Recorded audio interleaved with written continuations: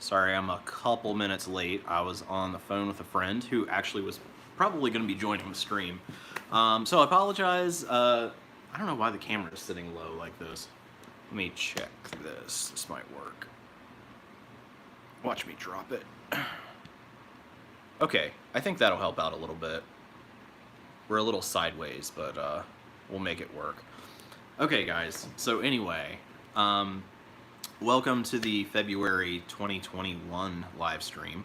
As always, we'll just kind of hang out here, and if you guys have any questions, put them down below. I see 8 people are already here. Hey, Colors of Avon. So yeah, I see 8 people already on, and that's more than we normally start with. So that's great.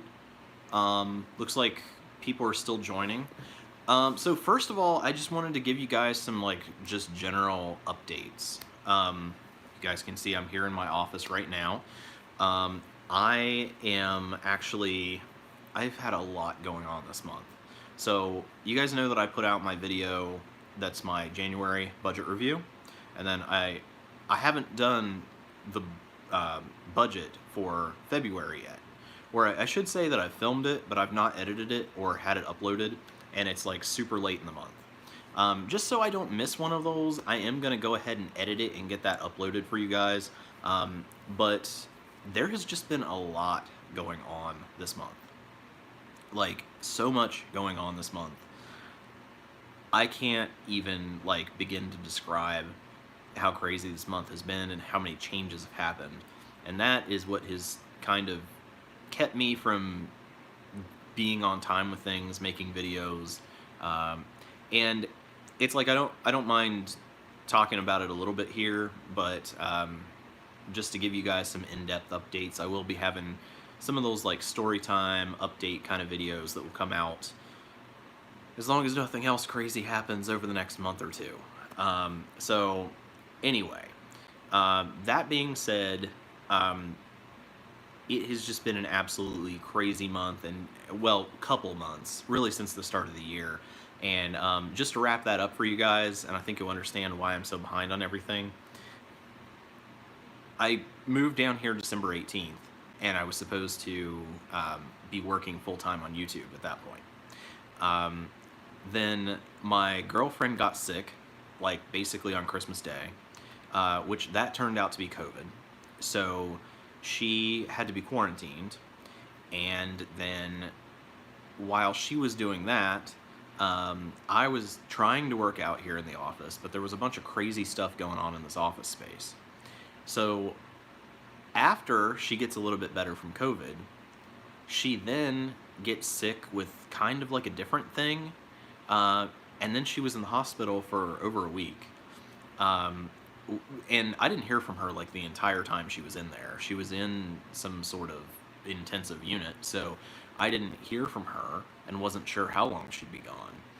Now on top of that, I am still fighting with my apartment complex that I moved out of in Columbus, trying to get my deposit back, because that hasn't happened yet. Also fighting over the fact that I had to move out of there in the first place. Then on top of that, and you guys will see this in my February budget with me when I get that posted, but I do have an apartment now too. So I have the office and I have an apartment. And there is a whole backstory as to why that is. But it looks like I'm actually going to be able to get out of the lease on the office. Essentially what it comes down to is there is a bunch of stuff going on in this building that should not be going on in an office space. And I basically made a complaint to my landlord about all the dogs barking in this building, and he just lost it. He just basically wants me out now, which normally that would be really bad. But the fact that, I kind of have myself,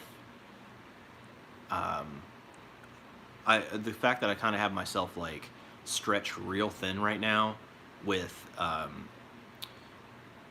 the apartment rent and then the office rent. It's going to be nice to be able to get rid of that $300 a month payment to get out of the office. Now, there's a whole long, crazy story behind all of the stuff that he thinks is going on here. and I will tell you guys that. But essentially, that's the plan. He's basically just agreed, hey, you know, keep paying rent until you get your stuff out, but they're going to let me out of the lease. So the remaining stuff I'll be able to just put in my apartment. So as of right now, I do have an apartment. So let me get started on the comments here. So Max says, I was a sub teacher. I was actually fired from it. I would recommend only doing high school, and that was the plan. I don't like kids, but to me, high schoolers aren't kids. They're basically just adults. I don't know how to treat them any differently. When you're doing younger than that, kids will jump on you, not listen to you, and teachers will complain. Oh no, no, no, no. There's no way. Like I said, I don't even like kids. There's no way that I could handle that. And then if on top of that, that stuff is happening, and the teachers are complaining about me, no, I'm not gonna have that. And yeah, I do remember that we talked about that in last month's live stream. So that is not something I've looked into yet. The reason that I'm kind of dragging my feet on doing the substitute teaching thing is because of COVID. I don't think that schools are even in person right now, and I have no idea how you would be a Zoom substitute teacher. So I don't know, but the way it works here is there is like an educational consortium that creates, or they hire on the substitute teachers for a several county area. So you get to pick which schools you want to work at, but for like 15 school districts maybe, they handle that. So I had looked into the process years ago to get into that and just never finished it, but that is something that I'm going to do, I think fairly soon. Jennifer, yeah, sounds like it is a story time in the making about what the landlord thinks is going on in the office. Oh yeah. There will be a story time because essentially it's going to be about the stuff that's been going on in here, which not specifically in my office, but in this office building and on my floor, because it's just stuff that should never be happening in an office. I mean, I don't think you guys will even believe me when I make the video. It's just so ridiculous. But yeah, I will make a story time about it. Essentially, the landlord is extremely paranoid. He thinks that people are always trying to break into the building. He has security teams, he has security dogs, he has security cameras. He is absolutely convinced that there is this shadowy cabal, as he put it, of DJs, club owners, and I can't remember what the other thing was he said, that is trying to break in and steal his alcohol supply for his bar and steal his DJ equipment. And I don't think that there is any reality to any of that, but because he's so convinced of that, that's why the security in here is so high. And it's gotten to the point that the security measures have just made it impossible for me to use this office as a filming studio. Like, I really hate to say that, but, you know, it is the case, really. I just can barely record videos in here. That's actually why I wanted to do this stream on Sunday, because it's very loud in this office with all the stuff going on. But usually on Sundays, at least, it's a little bit calmer. I think the people who are living here, I think they're generally asleep on Sundays. So that's why I wanted to do this. Oh, thanks, Jennifer. Yeah, you know, I'm trying to get better with it over time. People have told me I'm good at it, but I don't feel like I'm like great at it yet. So I am trying to get better with that. The thing is, I do have a lot of like stories to just even catch you guys up on my life, but the problem is that it's just kind of like, with everything going on, I keep getting this stuff thrown at me that is like, this is immediate priority, you have to take care of this right now. And then it's like, well, there goes my entire work week. You know, it's like I had planned to do all these videos, and then somebody throws something at me, which is out of my control, and it's like, this has to be done right now. And again, renting an office space, your landlord should not be just making all these demands of you of what you can do and when you have to do it, and demanding that you do stuff on short notice to make his life easier. Jordan says, do you play video games? Maybe try streaming on Twitch. There's a lot of people making money there. Yeah, I'd have to put thought into it, and I'd have to get a general feel for the Twitch platform. I haven't really even watched anybody on there, and I'd have to learn how to use it. I do play video games, but kind of rarely and sporadically. The last system that I actually even owned was a PS2, and I only ever got that when the PS3 came out. A friend of mine was wanting to get money to buy a PS3, so he sold me the PS2 to get some money for it. So like I play, well, not anymore, but when it wasn't packed up in a box, I would play like GTA San Andreas, and that was really the only game I think I played on there. But I do play Rules of Survival, which is a game on, well, it's on mobile. I think there's a PC version. It's very much like PUBG, but it's, in fact, they got sued by PUBG and ended up losing and had to change a lot of the aspects of the game. But it's kind of like Fortnite, except you don't build stuff, but it's a battle royale game. I also play Pokemon Go. I don't know if any of you guys got a chance to play the event yesterday. It looks like everybody got a ton of shinies. I got 0 shinies. So I also didn't get to play much of the event because, well, 1, I slept in yesterday, and then 2, I was actually busy with work, so I, would get on my phone every few minutes, but yeah, I missed a lot of stuff. And I really think that that's probably the only real other game I play right now. I used to also really like this game called Crush the Castle Players Pack 2, which was just a little flash game that was like on an educational website where you had catapults with like different things you could hurl at them, or hurl at these castles to knock them down. But now that Flash has been discontinued for Google Chrome, like, I just can't play the game anymore. Oh, and Sid Meier's Alpha Centauri. It's an ancient game from the 90s that I can barely get to still run on my computer. It doesn't even run most of the time, but sometimes I can get it to run and not crash. I play that maybe once a year. I love the game, but I get so immersed in the gameplay that I will literally just sit there for hours and never get up, never eat. And if you do the huge map of the world, I mean, I'll be on there for days or weeks. I just don't have the time to allot to that. Jennifer said, can you please do a quick update on your life right now? Living situation, jobs, how you're feeling, what's next? Yeah, so I'm not sure if you mean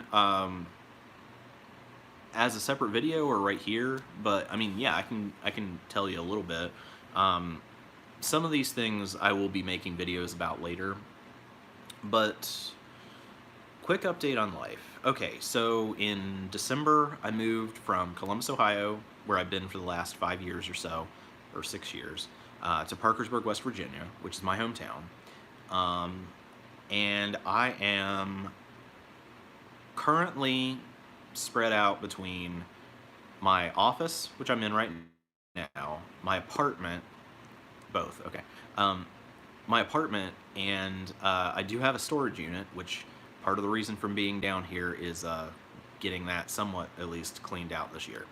I also have a storage unit that is my mom's, but it's my responsibility to clean it out, and I'm trying to do that, but that's really difficult right now because with the COVID restrictions, I can't go to the nursing home to have her sort through things. So that part of it pretty much is at a standstill.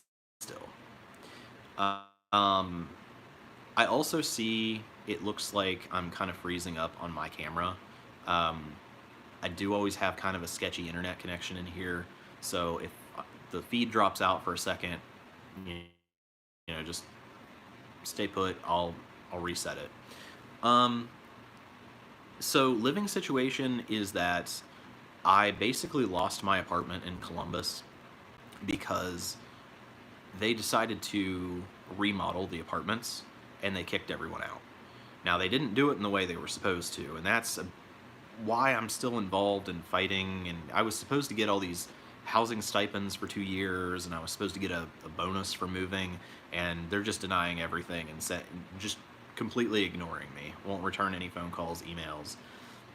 I hate to go through the hassle, but it is so much money they owe me. I feel like I'm probably going to have to start at least going to an attorney for a consultation and just being like, hey, do I have a case here?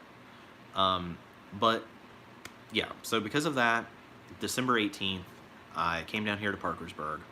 I have this office, which, as I said at the beginning of the stream, because my landlord is whatever is going on there, he's basically letting me out of the lease. That means that I probably will have this office through March, but even if I do technically have it paid through March, I'm just going to get my stuff out as soon as possible. My apartment, I did get an apartment that is very small but pretty nice. The only downside is that it was very dirty when I moved into it. And I'm going to end up having to clean that myself because I'm very clean. So I'm kind of living out of there, but kind of not at the same time. And I haven't been able to take the time to clean it, like deep clean everything, because of everything else that's going on. So eventually I will get that done and get settled in there. Let's see. So you said life right now. I mean, yeah, basically that's my life right now. While I'm down here in this area, the goals are get everything taken care of from Columbus, even if it has to go to court, and get all of the follow-up done from me moving out of there. It was basically to do some stuff at the office, but it looks like I'm getting out of that. There's a bunch of stuff that's in the office right now that I'd like to sort through, kind of sell off some, get rid of some, basically move more toward being a minimalist.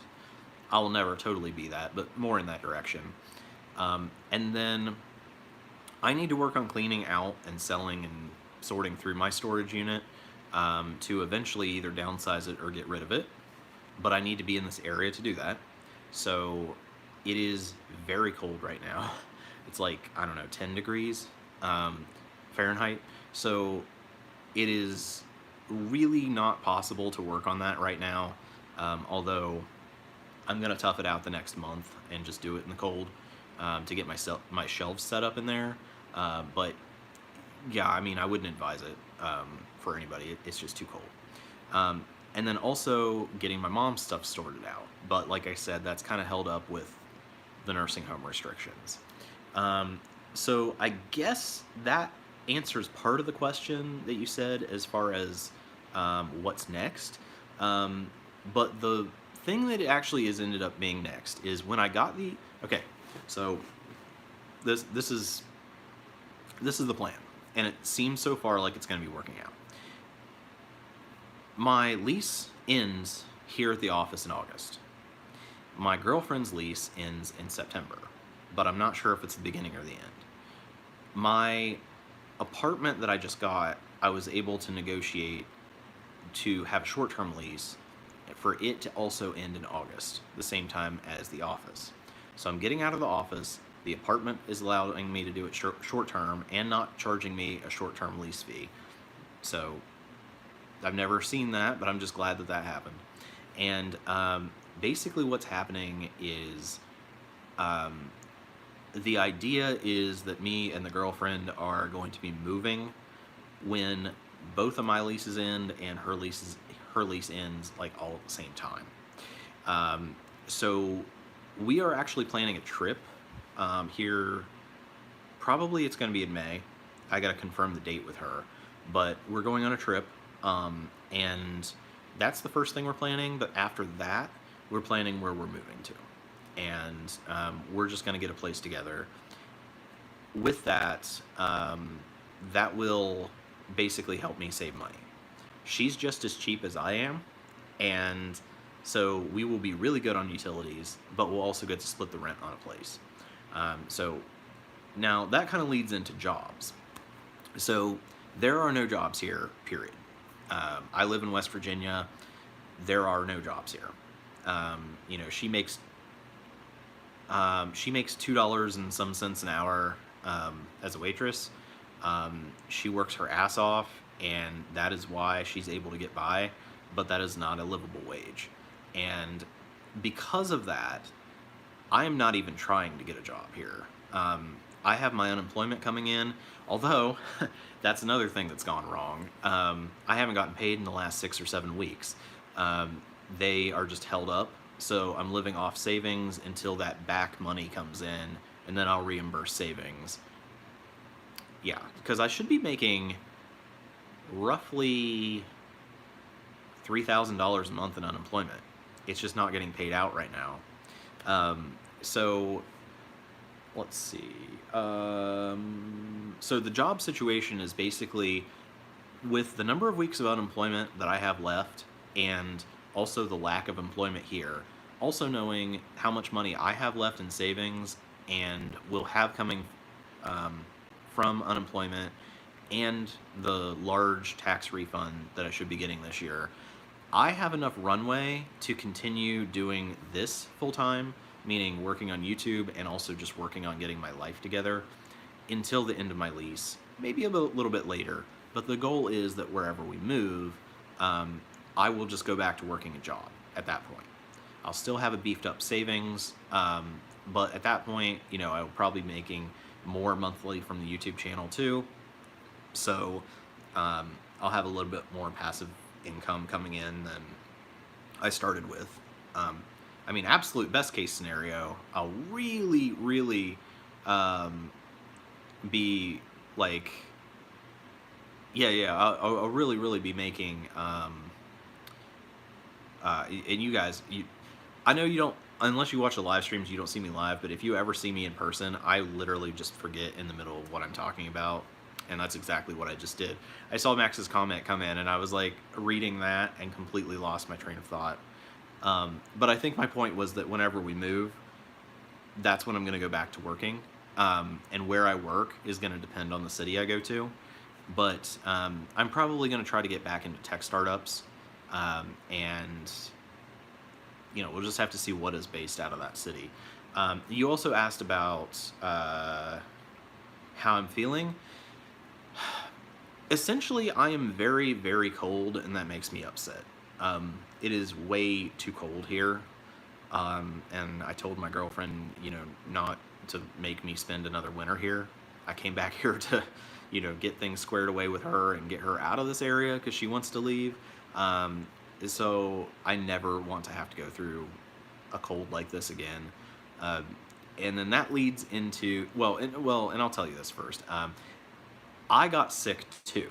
I may well have had COVID, but I don't know because I didn't go to the hospital because I'm an American, so I can't afford to go to the hospital. Essentially, I told you guys my girlfriend was sick and she had to quarantine, and then she got a little bit better, and then she basically, her work made her go back before she was supposed to end her quarantine, and I don't think she totally got over it, and then she got sick again and she had to go to the hospital.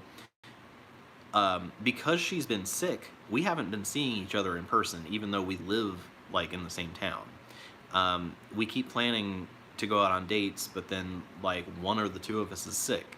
And that's what happened last week.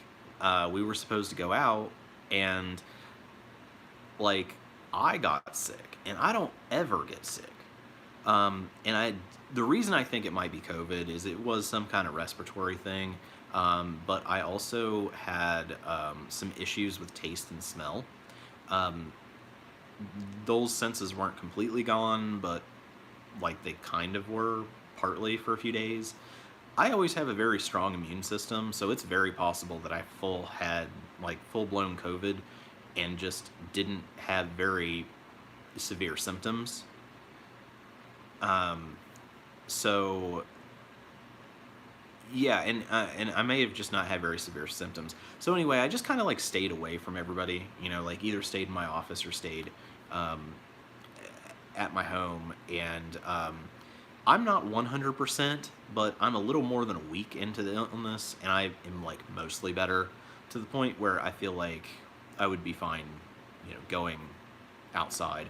I just can't afford to go to the hospital to even have the COVID test. So that's why I didn't do that, to find out for sure. So let me catch up on comments here. So Jennifer says, "Where are you and girlfriend moving?" So that's kind of the issue right now. She wants to move somewhere warm and where there's a lot of social stuff to do. And to be honest with you guys, I don't know where that is.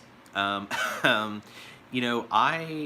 am totally down to move somewhere warm. She, though, has very, very fair skin, and she can't, I don't think, move to somewhere like Florida or Texas or somewhere like that, like where there's a ton of sun. I think she would just be constantly sunburned. So I don't want to do that to her. But at the same time, we definitely have to move south. Now, the idea is we are eventually moving internationally to get health care. That's a concern for both of us. She has a lot of health problems. Hey, Max. That's a big concern for both of us. She has a lot of health problems that are ongoing, have been for years. Fortunately, I have been very healthy on my own, but I'm 35, and I got to face the fact that at some point, I'm going to need health care. And, that's something that you just don't get here. And, if you have to pay for it, it's expensive. It would, one appointment could take years of savings away. So we do want to eventually immigrate somewhere. We're looking at countries to do that and looking at the process. But for the meantime, until we can figure out where we're going for that, we are going to move somewhere. And it's going to be somewhere warm. I'm looking at maybe North Carolina, Tennessee. I would be okay with moving out west and south, like New Mexico or Arizona, which might be too sunny for her. Maybe like southern Utah, although I know Utah gets really cold in the winter. I'm not sure.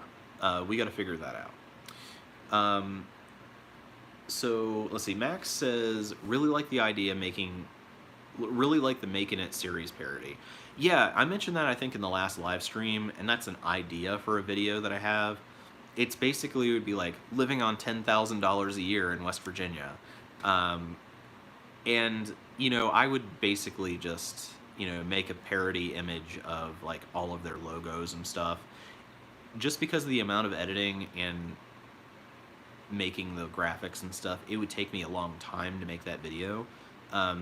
So it'll probably be a good long while before I make that, but I definitely probably will make that in the future.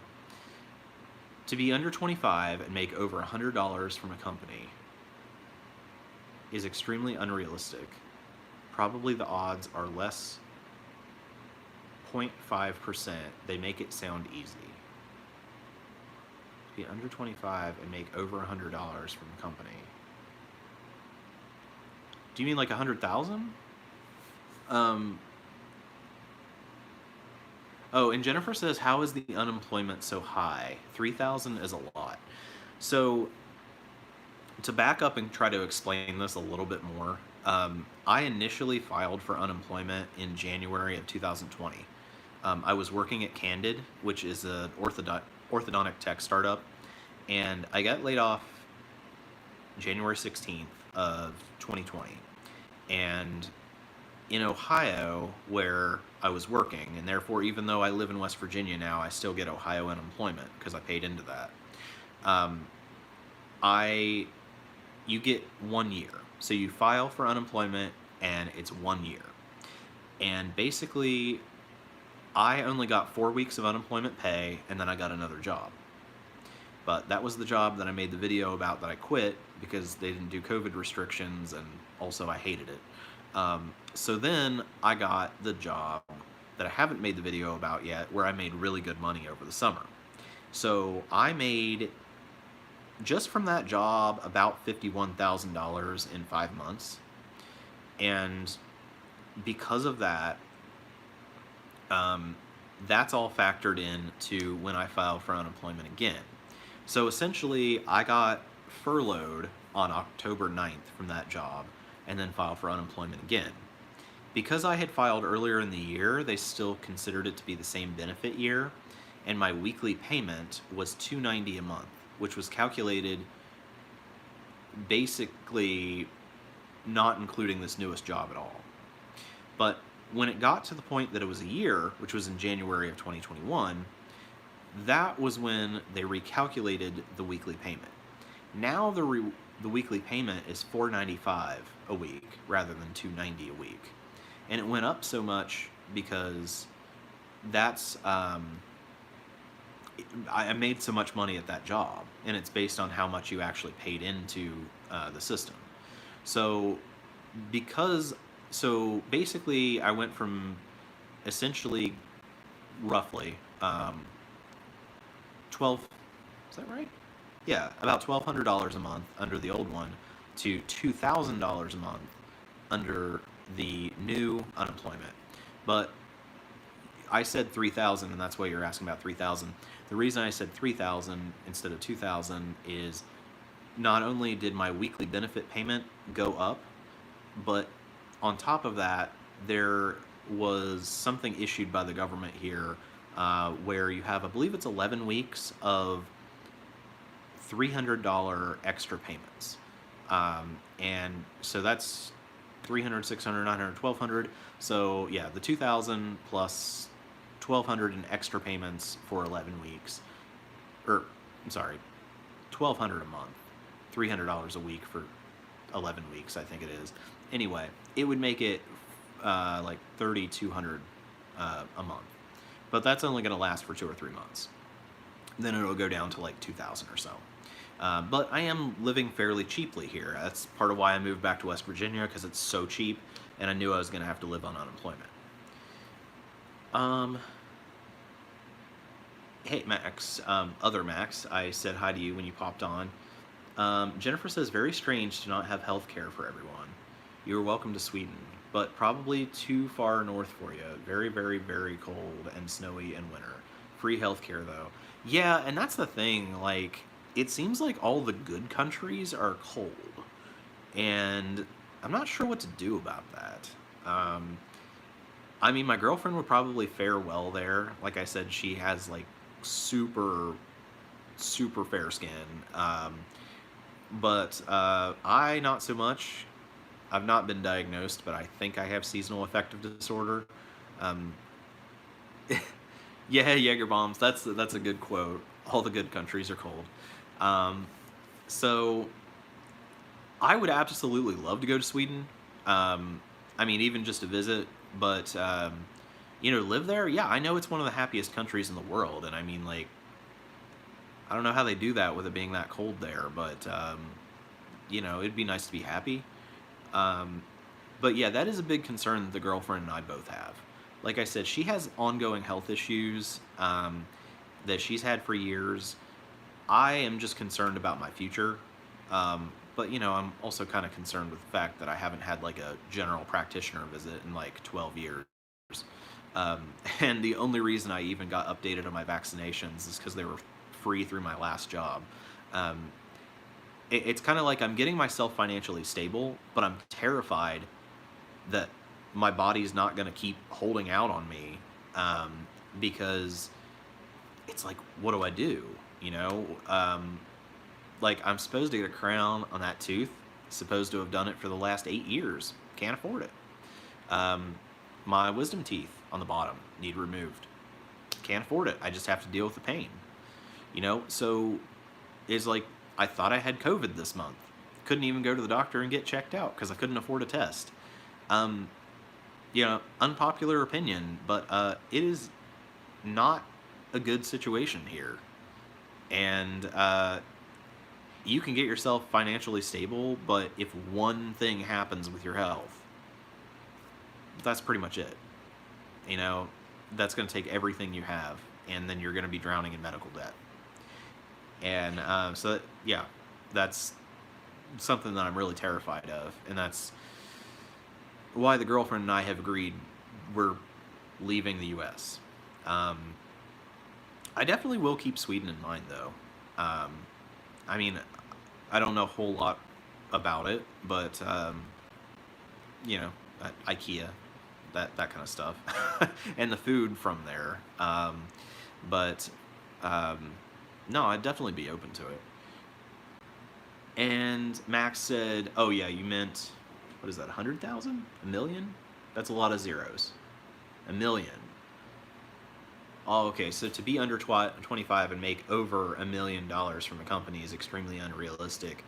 Oh yeah, yeah, yeah. You're right. Um, I mean, almost certainly in a situation like that, like your parent had to have given you that job.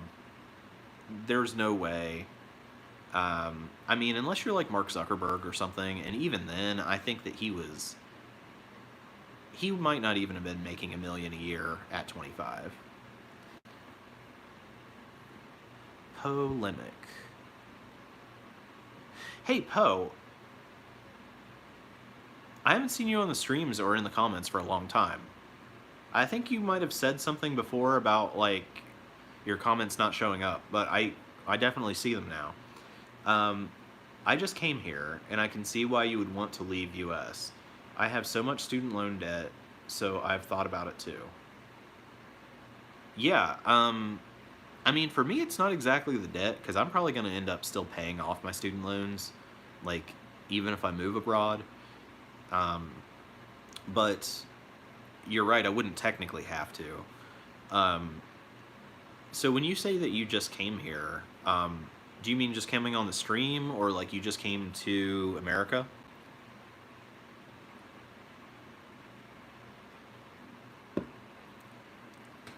Oh, yeah, no. No, I didn't ban you. I remember you sending me that email. Um, oh, just came to the stream. Okay. I thought you might be saying you just came to the US. Um, but yeah, yeah. And if you want to catch the first part of it, of course, probably by tomorrow, this will be uploaded. So I know it sucks, guys. Like you see that this goes live and you get a notification, and then like you come back to it and it's over and it's just listed nowhere. Because I get these comments later that it's like, hey, are you going to upload that?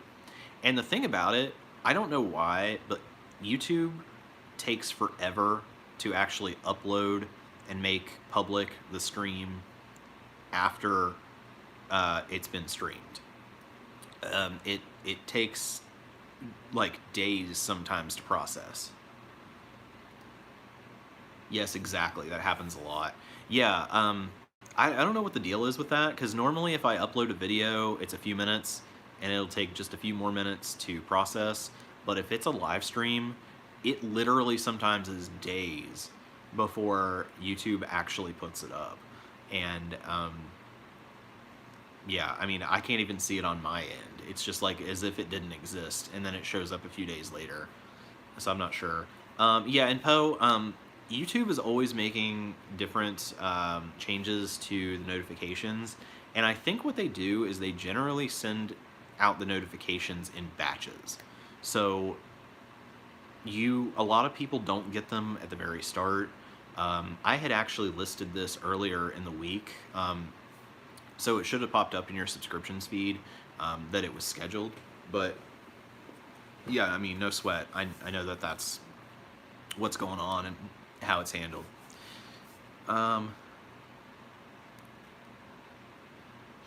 So yeah, basically, yeah. Just to clarify for Jennifer, because I don't know if I totally answered your question, but what's going on in the future? The plan for this year, essentially, is through the end of August and possibly the end of September, I'm going to move myself out of this office, get my apartment cleaned up, and get myself settled in there, even though it's short term. I'm going to work on getting my my storage unit organized, my mom's storage unit possibly organized and sorted through.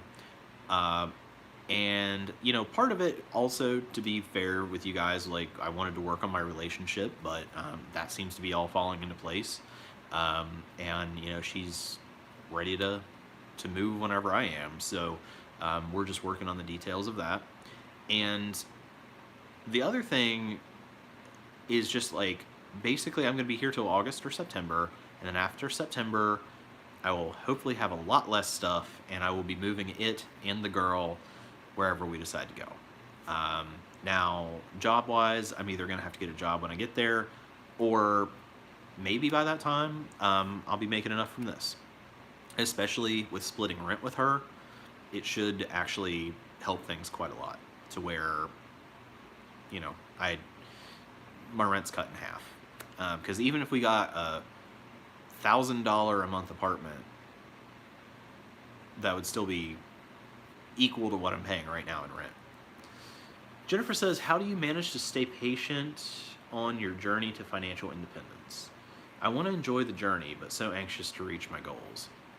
Well, so, you know, I'm not sure why. There's a lot of people in the debt-free community that they want you to be upset and stressed like every second and just miserable, and you're not allowed to be happy until you pay off your debt. But I have to look at my situation, and I'm like, I have a ton of debt. And yeah, in the future, I'll be paying it off faster. But right now, there's a lot of years of paying off debt in front of me. So the way I look at it is there's no reason for me not to enjoy life in the meantime. If I'm looking at, I've got another, let's see, I'm 9 years out of college, and after 25 years, the federal loans will be forgiven. So I've got another 16 years just on those. So I'm like, well, I'm not going to be miserable for the next 16 years and miss out on my life on this thing that's just going to be forgiven in the end if I don't pay it. Like, I'm just going to live my life. And yeah, my life is a little bit harder because I have to work harder and work more. I don't get to have as nice of stuff because I have all these monthly payments that I have to make for my debt. But, I mean, for me, debt is not my first priority. And neither is, like, saving or investing. For me, it is letting myself live an, you know, a frugal but somewhat normal life. I don't fret about money or debt on day-to-day basis. How much debt do you have in total now? How much was it when you started? So that is a really hard question for me to answer. Partly because I don't have Mint open in front of me to look at the graphs on there, but also partly because I genuinely don't know how much I owe. The reason that I don't know, obviously, like, what I owe now is a lot less than when I started. I've been paying on it for years. I have paid off a big credit card, part of a small credit card, or no, flip that. Paid off the small credit card, part of a big credit card, paid off an entire car loan this year. I have paid off one student loan, and I have paid down quite a bit the balances of others. I never had any other debt other than that. And, you know, it's the reason that it's really difficult for me to say is because, well, of two things. With my federal loans, when I graduated, the government automatically consolidated most of my loans. So I probably could have found out somewhere what the original amounts were on those and then compared it to what I have now. But those actual loans were all closed and then rolled into this new consolidation loan. So that makes it confusing. And to make it even more confusing, the federal loans that weren't consolidated with the others, and they were spread between two different, well, not two different lenders, but two different managing companies. That's not the term, but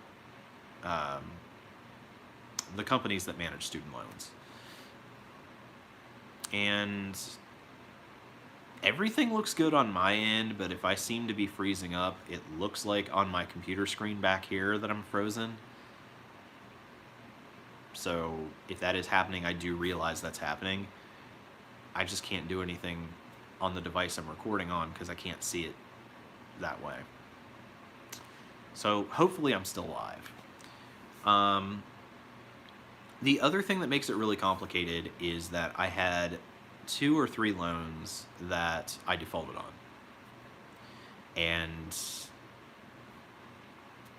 when you default, they cut off your access to the website, so you can't see a balance, and they don't handle it anymore. They either write it off or they send it off to a debt collector. And because of that, I don't have anybody to check with to know what the balances are of those loans. That's, yeah. And I don't know who would even manage them at this point. And if somebody could just throw a comment out there and just let me know that you guys can still hear me. Maybe it's just my computer that froze up.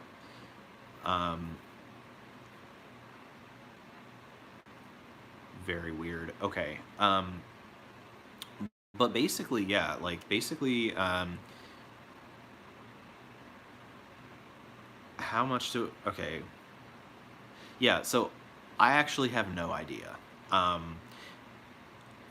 The one loan that I will focus on paying off next is my small loan with Navient. It was originally $16,100, and it ballooned up to about $19,100.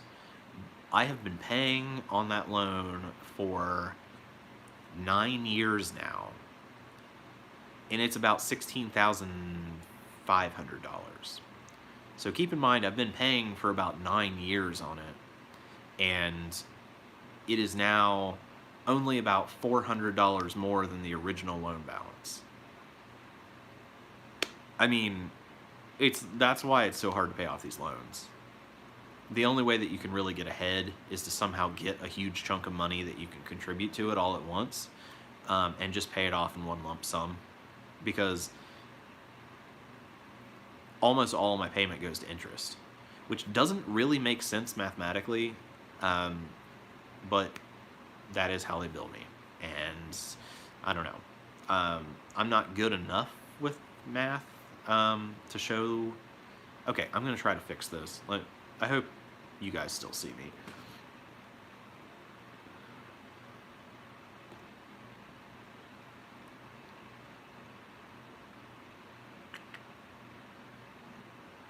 I'm wondering if my internet here at the office went out, because it does this from time to time. Because both of my devices right now, I think, are connected to the office Wi-Fi.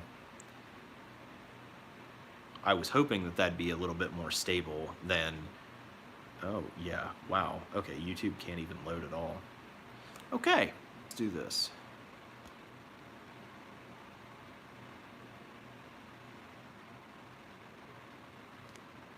Okay, guys. I don't know if that's any better. If I disappeared for a little while... Okay, cool. I don't know what happened. I just disconnected my phone from the office Wi-Fi because my computer over here that I'm watching the stream on and the chat, that is connected to the same Wi-Fi, and it just totally died. Like, it will not load the chat, the stream, any website. So I just turned my phone that I'm filming on off and just put it on wireless, or in data.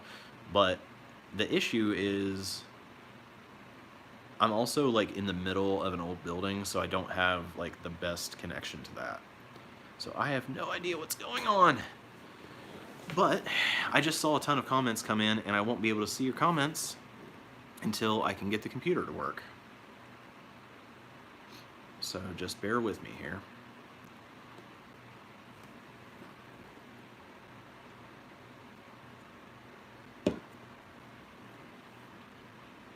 Okay, well, maybe YouTube is down?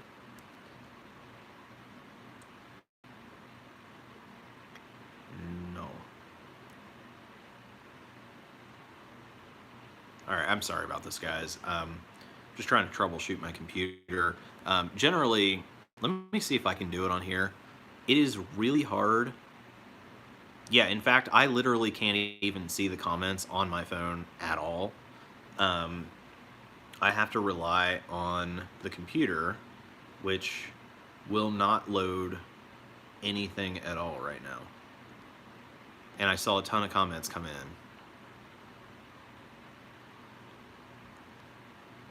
Oh, yeah, if you guys want to start using that hashtag,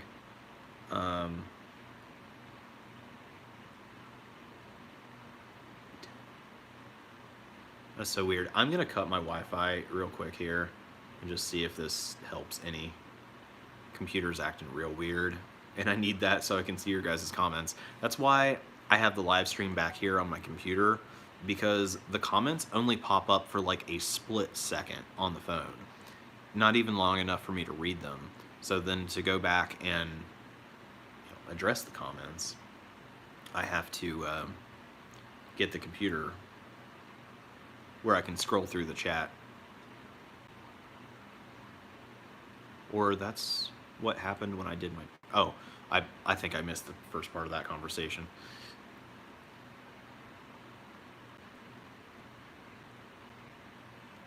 Yeah, what's actually really bizarre, guys, is I think the Wi-Fi in the building is down. But it was still working on the phone somehow and just not working on the computer. So...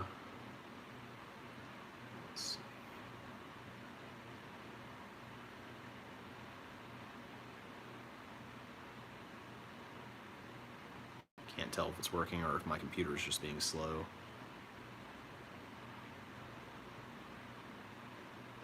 Well, anyway, guys, this is taking a lot longer than I expected. I'm actually going to try to connect to a... I'm going to try to connect to a different network here on my computer so I can see the chat. Although I suspect if that network is down, the rest of them might be too. Give me just a second.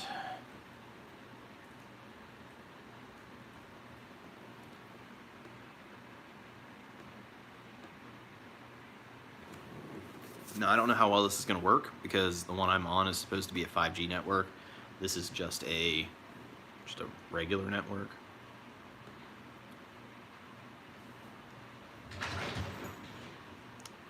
If you guys heard that, that's my neighbor's dog.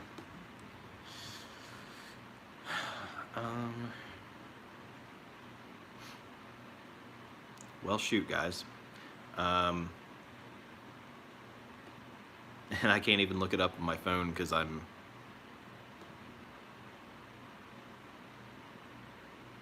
shooting on the phone.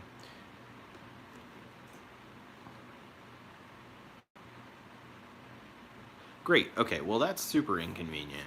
So I apologize. I saw that I think Poe and Jennifer were in a conversation about student loans, but there were a whole bunch of comments that came in that I missed. So if you guys want to try to comment that again, and I will just try to catch it in the split second that it comes up on the screen, and I will try to answer that. And I'll just keep trying to fix the computer in the background.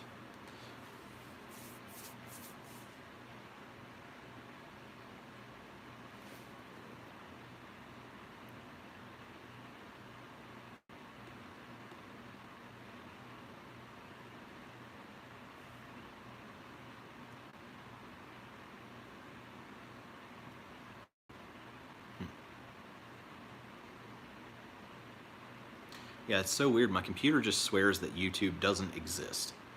Literally just says error failed. Poe says, I helped answer Jen's question for you. Okay. Yeah, and I saw you guys were talking about EMC or something. It's not something I'm even familiar with, so I'm glad that you knew. Yeah, see, guys, and this is another problem that I'm having with... Poe just explained... Oh, consolidation mean. Okay.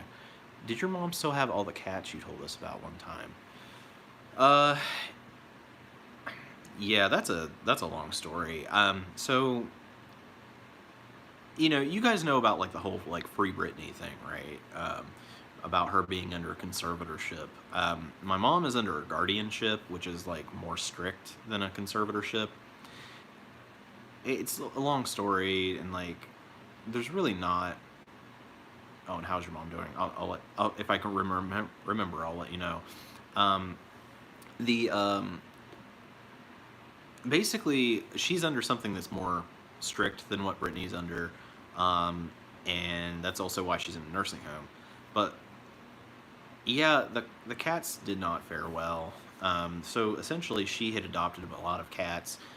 They were all outside, and they basically lived in the garage.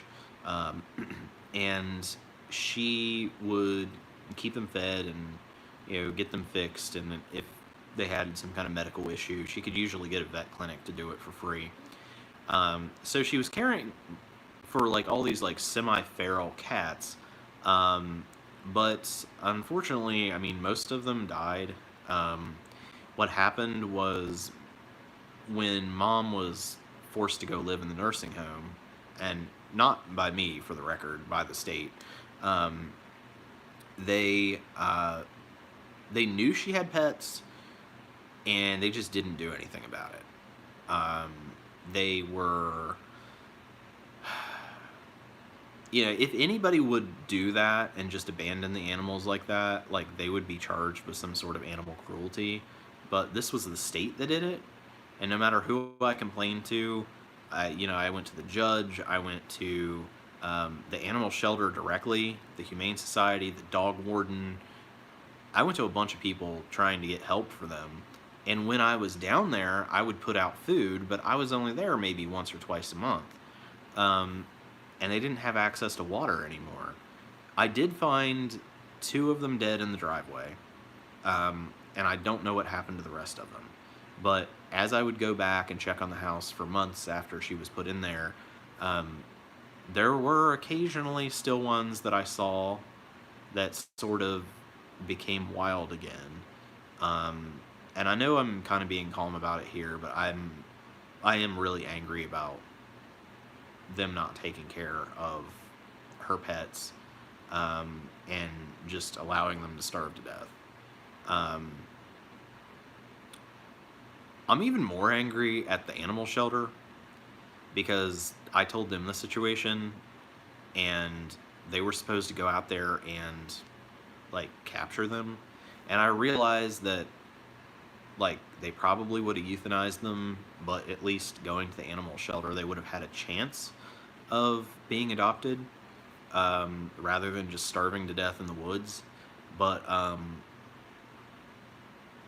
they, I filled out a report, and they went up there, and they sent me back this nasty email.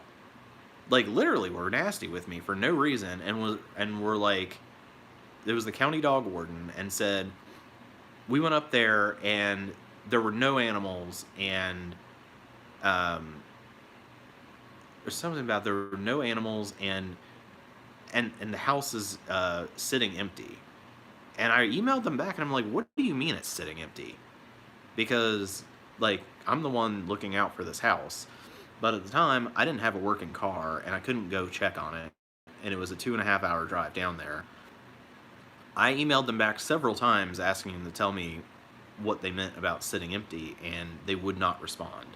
Um, you know, I sent them the pictures of the dead ones in the parking, or like in the driveway. I But the thing was, they were feral cats.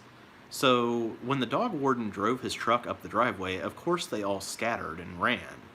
Like, as the dog warden is what it's called in Ohio, but they really take care of any kind of animals. Um, you would know that they're going to act like that. You would at least know that if your truck scares them off, you need to stay there a little while and try to find them.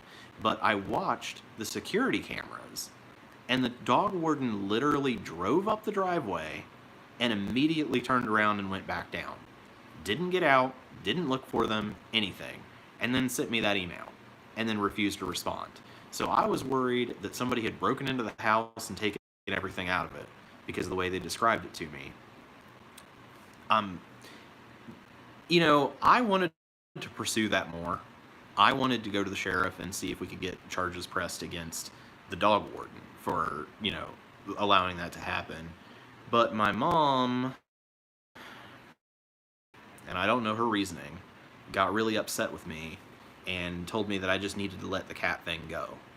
Which, was hurtful that she said that, but also she is the one that has the cats. Like, why would she just acted like she didn't care. And she should be the one even more than me that would be upset by it because they were her pets. Sorry guys, I'm still trying to get the chat to work in the background here, and it is just not working.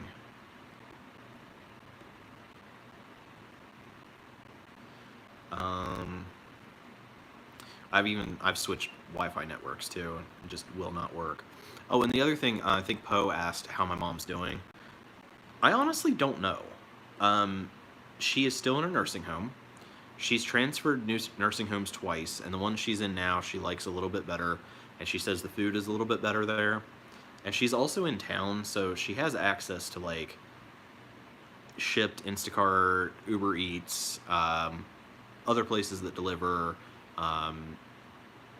Just basically, she was out in the middle of nowhere before, so she's doing a little bit better now because she has access to some normal things. She's having some problems because she can't get her Facebook reactivated. We're working on that. Having some problems with her computer. As far as I know, she doesn't have any kind of like medical issues. She's literally just in there because she's in a wheelchair, and you know, had she had money to get herself out, she could, but she spent all of her money being in the nursing home. So she sold off everything and liquidated all of her accounts, so she doesn't have any money. And she has to have money to show that she could basically buy her own house or rent her own apartment, provide her own transportation, and they're requiring that two people, because she can't lift herself between her bed and her chair, so that's like the help she needs. But since you can't predict when you need that, they're making her have like 24-hour care, and she'd have to pay two people to do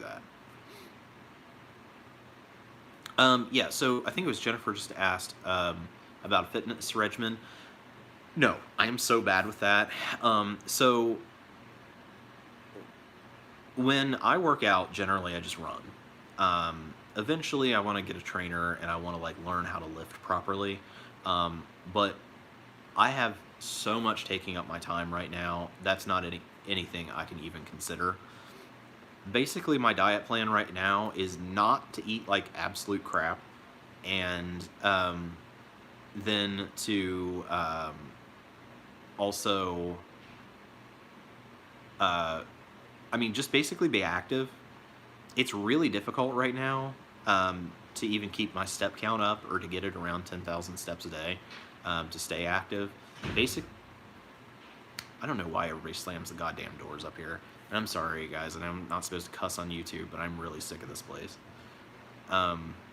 So the issue that I am having is like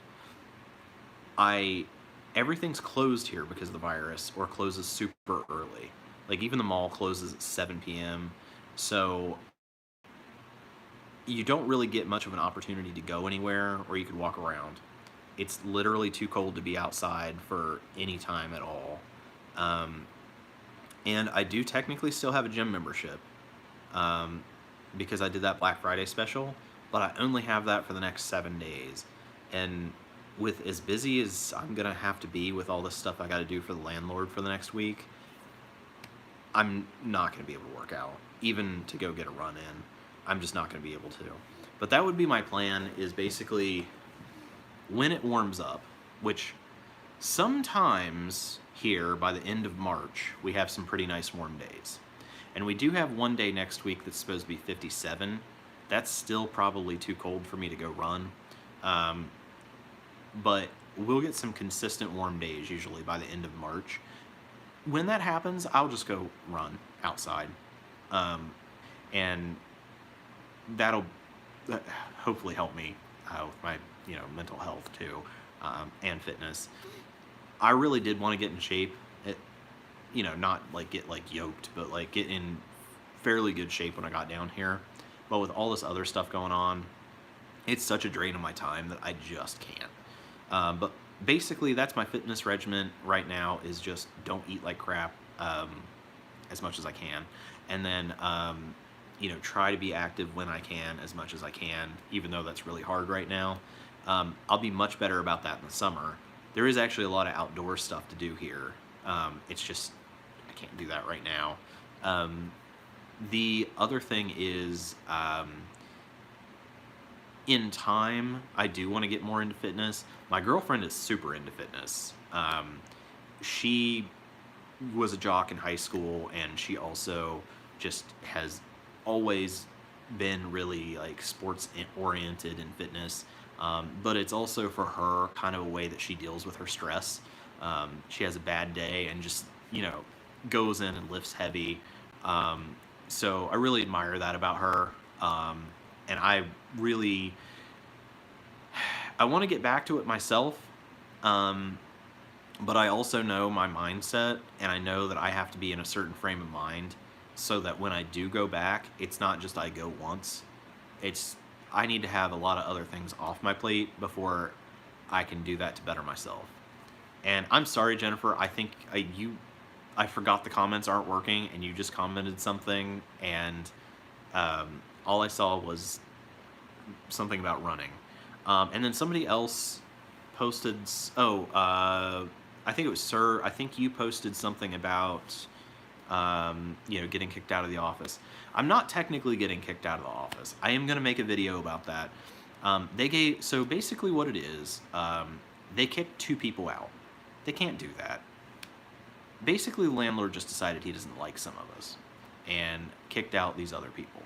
For me, he had a conversation with me, told me, okay, I can kick you out or you can stay. It's up to you. He's like, but if you stay, and he's like, we've got these inspections coming up, and if you get fined, or if he gets fined because of me, and like I said, he's being super paranoid about things, but he's like, if I get fined because of you, then I'm either gonna have to raise your rent to cover it, which he can't do that. It's not in the lease. Or he's gonna have to kick me out, which he also can't do. But since I'm now paying a total of $800 a month, which is way more than I expected to be paying down here between the office and the apartment, I'm just gonna take the option. I'm tired of dealing with this place. I'm tired of dealing with all of the just bizarre stuff that happens in this office. And now that I have the apartment, I have good lighting in there, I can just film my videos there. And I actually have the peace and quiet to film and edit. So it's going to be cramped. It's a small space, but it will save me $300 a month. So I am just going to go ahead, and I'm actually sending him the email tonight after I get off the stream, and just let him know that after our conversation, I'm just going to go ahead and take him up on his offer of getting out now, with the stipulation that he just gives me till the end of March, and I'll go ahead and pay my rent for March, but he gives me till the end of March to get everything moved out of here. It doesn't look like there's a lot of stuff in here, but I've got 4 giant sets of shelves set up that are completely full, so it's a lot of stuff. Just, it doesn't take up a lot of floor space. Plus, I've got my refrigerator, which I got to figure out what to do with that. I've either got to move that to storage or sell it. I literally have only used it for like 60 days, and it's a really nice refrigerator. But I don't want to carry it into my apartment, and my apartment already has a refrigerator, so I'm not sure what to do with that. But yeah, so to answer your question about getting kicked out of the office, I'm not actually getting kicked out. He kicked out some other people. He kind of gave me the option, reacting to your old videos where you talk about plans and goals and comment on it. Yeah, that's actually really good. So one of the videos that wasn't very popular at the time I posted it, but has actually become more popular over the years and has gained a lot of views from mostly non-subscribers, is my video about being 5 years out of college and not being where I want to be. So it was basically a goal-setting video, and I could do that. Sorry, Jen, that was old Mark. I could make a video like that, like a reaction video, where I do review that, because I was thinking about making a 10-year out of college, which would be next year. So basically August of 2022. That would be 10 years out of college. And I can go over, you know, where I wanted to be, where I am now. I mean, I can say I'm closer. I haven't made it very far, but I am closer than I was 5 years ago, or 4 years ago.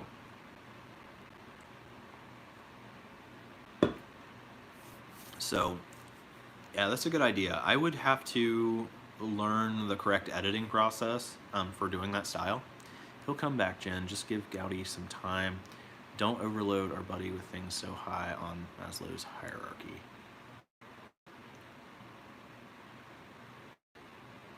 Yeah, I'm familiar with Maslow's hierarchy, but which need specifically are you talking about? Oh, you mean working out? Yeah. Well, so okay. So I'm at the very basic, okay? I'm looking like shelter, food, getting that kind of stuff taken care of. So yeah, you're right. Yeah, yeah, working out actually is a little bit higher on there.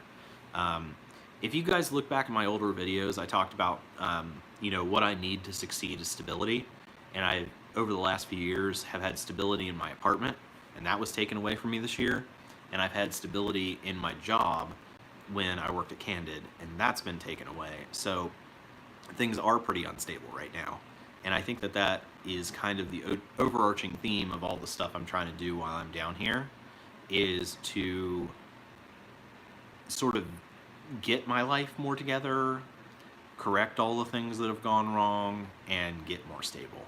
He's doing good, just getting dressed and being able to keep a job. COVID in life right now, it's hard on so many of us. Yeah, I mean, honestly, like,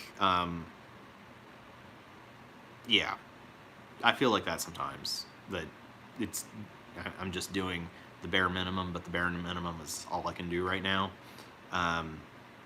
Right now I'm just in that opportunity that I'm having to be able to work on the channel, but unfortunately, and I will talk about this when I make the video about the office, everything that has been going on in this office has really it's like taken that time away from me and prevented me from doing that. I didn't mean to offend. Yeah, and Jennifer, I don't know if you're talking to me or Poe, but you didn't offend me. No, I'm just very conscious of like what I can handle and what I can't handle, and people will say stuff like that. Like, yeah, obviously I need to get my life together and work out, but there are definitely some other things I need to take care of first. I kind of just the theme of my life the last few years is that I've had too much on my plate, and I think that's why it was such a big deal that I didn't have to work for a while I'm on unemployment, is that's one big thing off my plate. The time that you put in every week of working and needing that money, and that's why I would have the opportunity to build the channel, and then by building the channel, at least if I have to go back to work after that, it's grown and I would be making more from it. Or best case scenario, I'm able to live just off what I make. Now, you guys know that's not very much. I make roughly 100 a month off of AdSense, but most months it's a little under that. So I usually get paid out every other month. But yeah, that's basically the way it is. And also it's February, so ad rates are super low right now. So you can't expect to make much off AdSense. That said, I did actually have a sponsor that wanted to sponsor a video.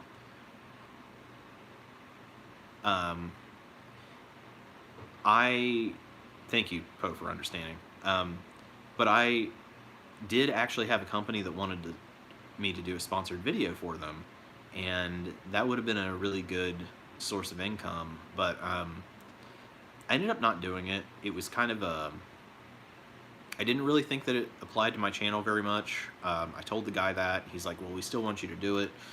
And then I was like, well, you know, normally when I've done sponsored videos, I do like a 20-second mention, and, you know, for that I would charge $100. And he's like, well, that's just way too much. And I was like, and he's like, actually, we want a completely dedicated video. And I was like, well, yeah, that's what I'm going to charge for it. And also, like, I'm not going to also make an entire video for the same price that is already too low to do, just a mention. So anyway, he eventually agreed to a sponsor or a dedicated video at 125. And then I didn't hear from him for a couple days. I thought I was just in the process of making the video. Told him I could have it done by the end of February. And then he told me to just send it to him. And then all of a sudden, he was like, so, what about that? Are you going to be able to do that for 100? And I was like, no. Like, we agreed on 125. And then he's just like, oh, well, that's just so much out of the budget. And then he starts, like, digging into my analytics and, like, negging me and stuff. And I just stopped responding to him. But anyway, I wasn't comfortable with the product. It was a fintech app, but it was an app to give loans to people who don't have social security numbers, and they'll give you a loan. It's just really high interest. So I already wasn't like super comfortable with it, but with them like lowballing me and stuff, I was not gonna do it. So I'm not making as much money from the channel as I could because I am like kind of turning down sponsorships. I guess that's my point. And I'm still trying to get this computer to work back here so I can get into the chat. I just don't know what's going on with this thing. It's just like,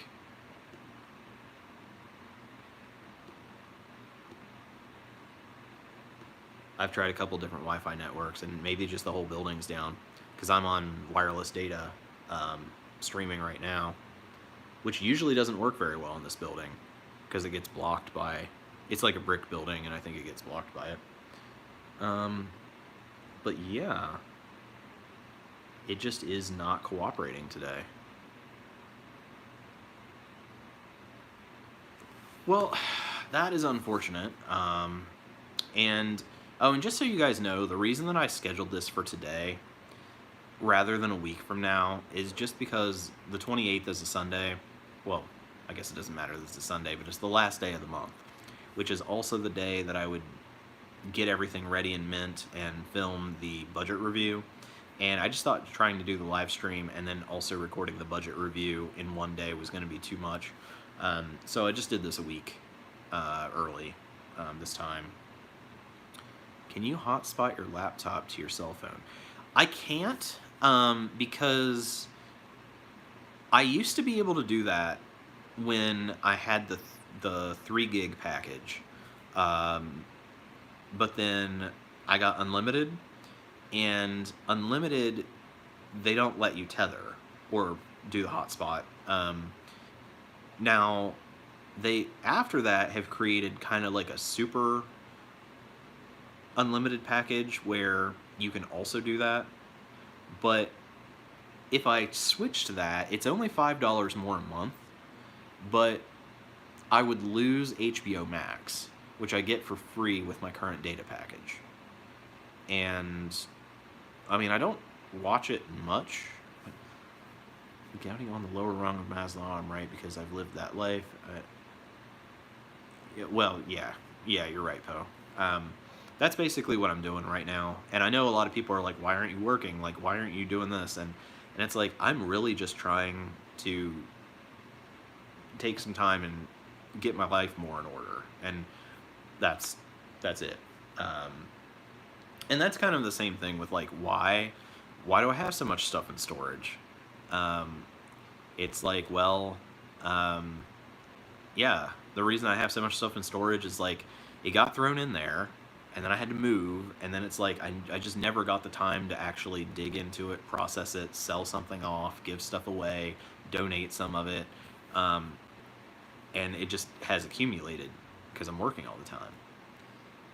But Jaegerbaum said full time, so yeah, I mean, that's the goal. And it is really going to be a struggle with all these other things pulling on my time and attention, but that is the goal. Now, I've encountered a lot of issues in this office.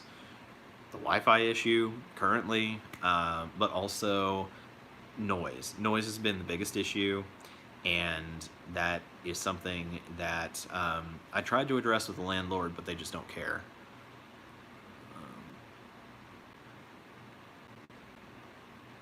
Oh, okay. Oh, I just kind of had to paraphrase that. Um, so, um, Poe, I just had to kind of sort of skim through that. I didn't see all of it, but like, yeah, that's that. It makes sense that you kind of get where I'm coming from with the disabled mom and tough life and stuff. Jennifer said that I mentioned that I had depression, and if I'm okay now. Um, Hopefully I can talk about this. Usually, it used to be if you brought up mental health, YouTube would just automatically demonetize you. But so no, I am depressed. I have always drawn a distinction between being depressed for some sort of chemical imbalance and being depressed for a reason. I feel like that's the better one, because at least you know if you resolve that reason, you'll be fine. And that's kind of what I'm trying to do with my life right now, is just resolve those things that are upsetting me. I've mostly repaired my relationship, and that was a big source of it. Um, I'm trying to get some things in my life stabilized, and that's part of it too. Um, I think that there will be still depression, um, things to be worked out, even when those other things are sorted out. But it'll be less than it is now, and somewhat easier to handle. I'll be able to focus on handling it more, because I just won't be pulled in so many different directions.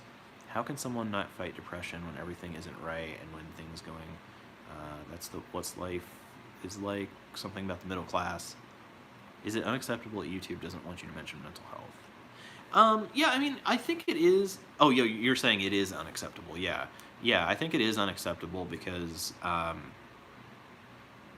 there's a lot of people that are struggling with it, and I mean, I'm open with what's going on with me. I don't mind talking about it.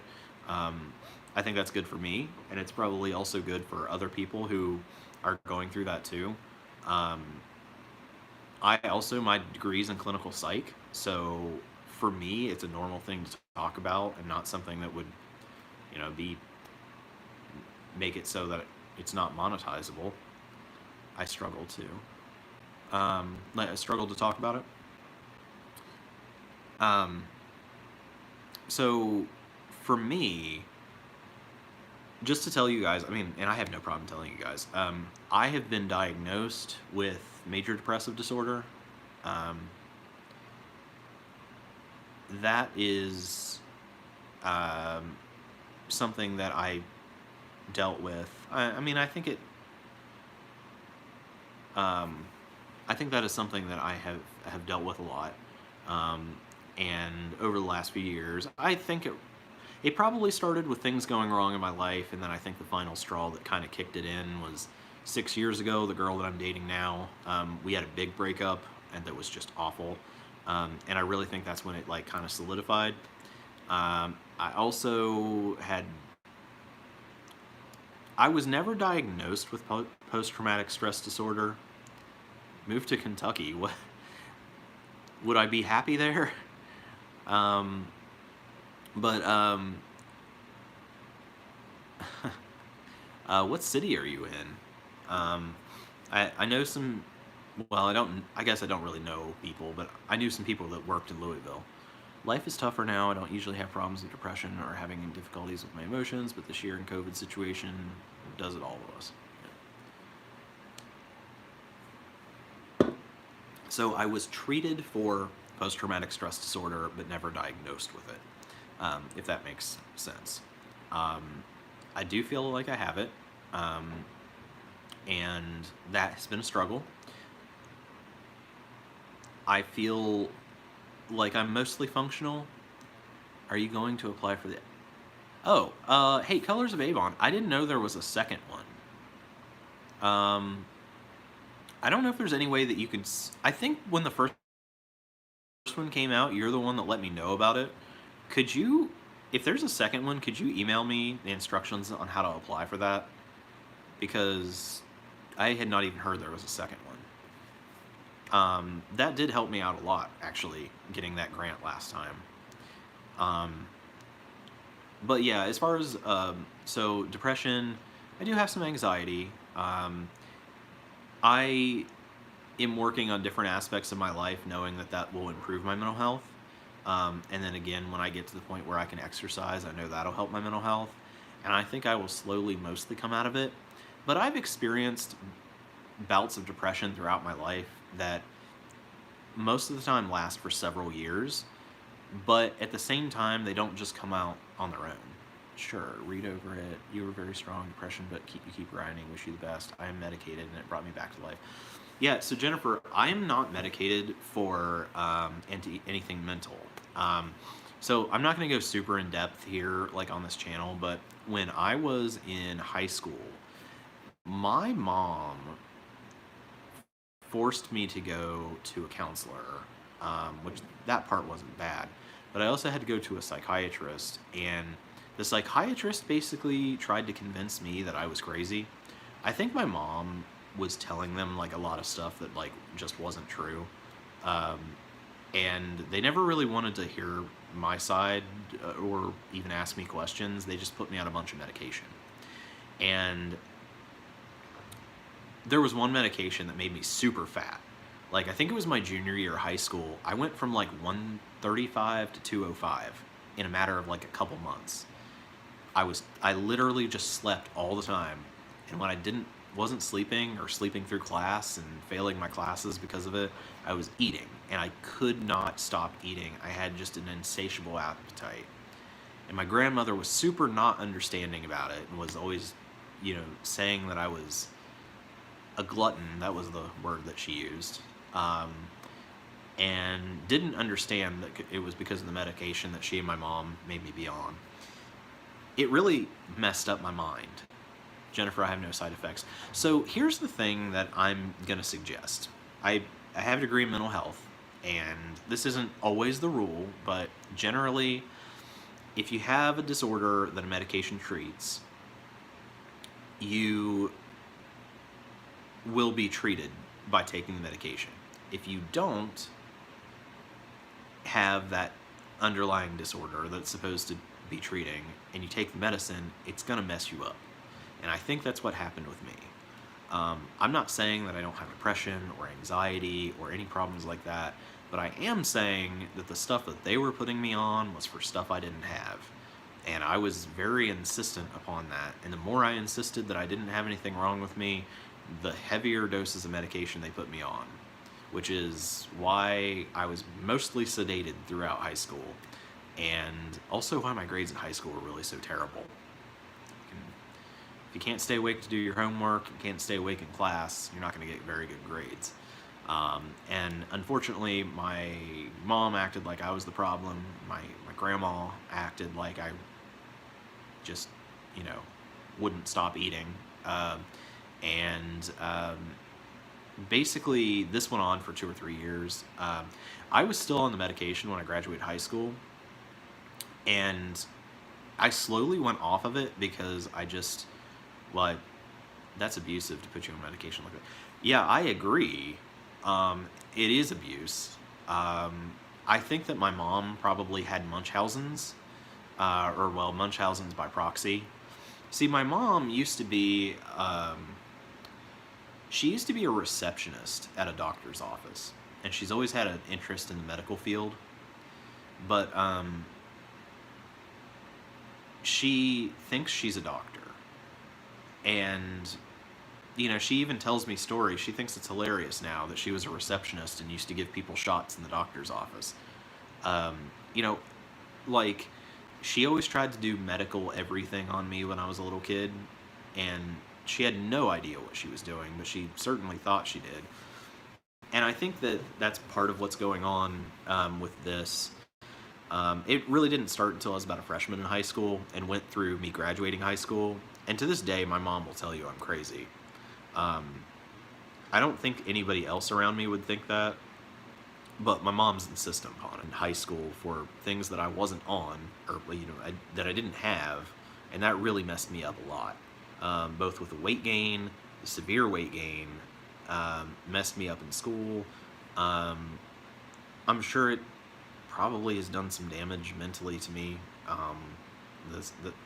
And I found out later, like when I went on to do a clinical rotation in college, and when I did like abnormal psychology, I can't come to find out that the levels of those medicines that I was put on by that psychiatrist, they should have killed me. They were sometimes double or triple the maximum dosage. And he did eventually get fired. He is in Las Vegas now, where I saw that he got some sort of ethical violation. But I didn't, in America, I don't know how it works anywhere else in the world, but you said it was abusive. It is. Are you still striving to release your business idea? It sounded great, in my opinion. But like about the abuse thing in America, or I will say at least in Ohio, if you are not 18, you can't make decisions about yourself, including medical. So my mom forced me to do this, and had I not done it, the way it works in Ohio is they charge you as something called an unruly child. And that is a misdemeanor, but if you do it 3 times, if there's like 3 separate incidents, then that's a felony, and they send you to like this child prison system. So there's really nothing I can do about it. But I did stop taking it soon after I graduated and moved out, and only off the medicine did I slowly start to become normal and functioning. So you said something, Jennifer, about my business idea. Are you referring to me like investing in real estate and managing rental properties, or are you talking about YouTube, or like the financial coaching that I want to do here on YouTube?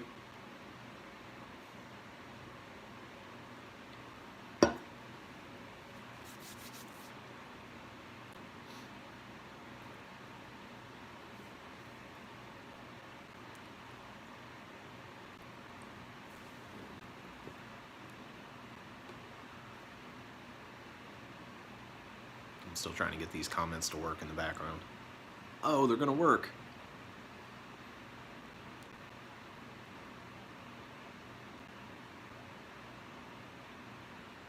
And hey, while we're waiting on the comments, do you guys have any suggestions of fun things to do?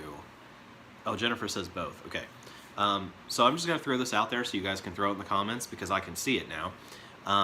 So my girlfriend and I were planning a trip, and we're going to go to Ann Arbor, Michigan, and Detroit, and possibly Windsor, Ontario. So like up in that area. If you guys have any suggestions of things to do up there, that would be great. Or places to stay. We're probably going to do Airbnb, but might do a hotel. I've got a lot of hotel rewards points saved up, so I might be able to get it for free. So Jennifer says both. I had asked if she meant, when she asked about realizing my business idea. So here's where I'm at with the real estate thing. I basically worked in property management for about 6 years and hated it. I was in all different aspects of it.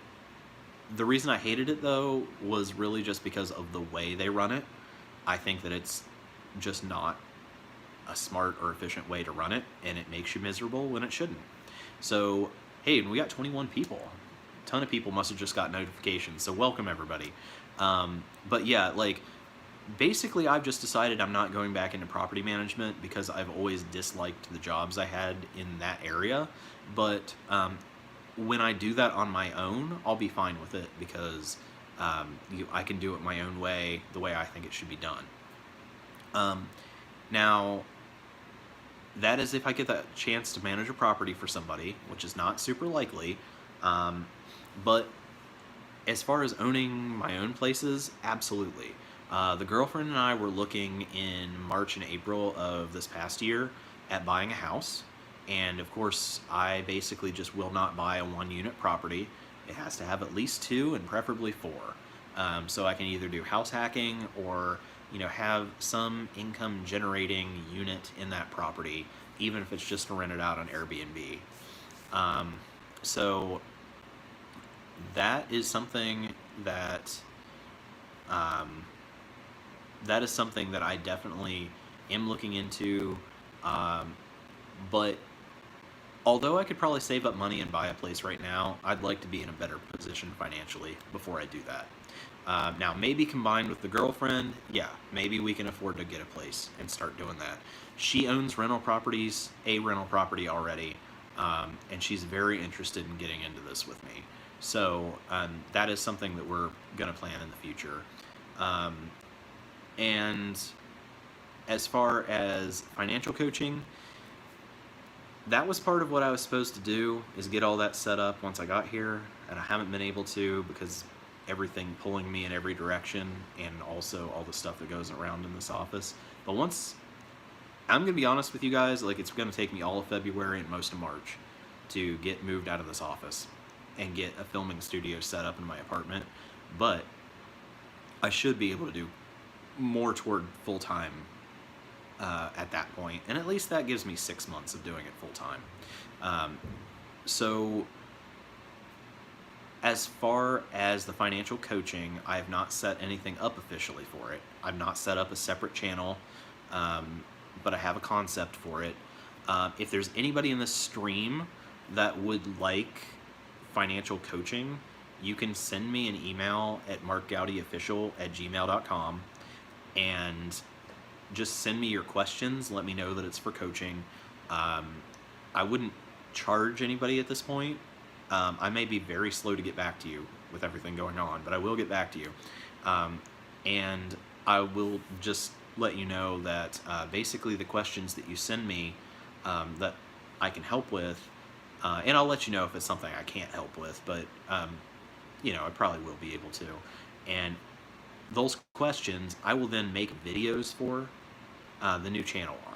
Basically, people will send in questions either by email, or if I start doing like Skype coaching, that sort of thing. And then I will review the question and my answer to it as content on the new channel. So basically, the way that it's going to be divided up is that this is my personal channel. This is always going to be about me. And right now it is very financial related because that's what I'm focusing on. At some point in the future, it might not be. And I definitely will have content at some point on this channel that's not financially related and is just something completely random. But that's okay because this is my personal channel. The other channel will be strictly financial coaching. And the way that I divide that up is this channel, I talk about my finances and I talk about sometimes financial concepts, but I always tell you what it is that I'm doing with my money. It really irritates me that people who start personal finance channels just start off, they're no one out there, and just start telling you what you should be doing with your money. And I really don't like that. So what I'm doing is here, I'm going to tell you guys what I do with my money. And I'll explain some financial concepts. But on the other channel, that's where people have asked me for help. And I feel like it's okay to tell people what to do if they're asking you to tell them what to do. So that's just going to be the opposite of it. Over there, we'll talk about other people and how to handle things that way. Now, I also am going to be doing that in person and offering some classes in person here around the Parkersburg area, but I'm kind of waiting for COVID to blow over so that I can do that.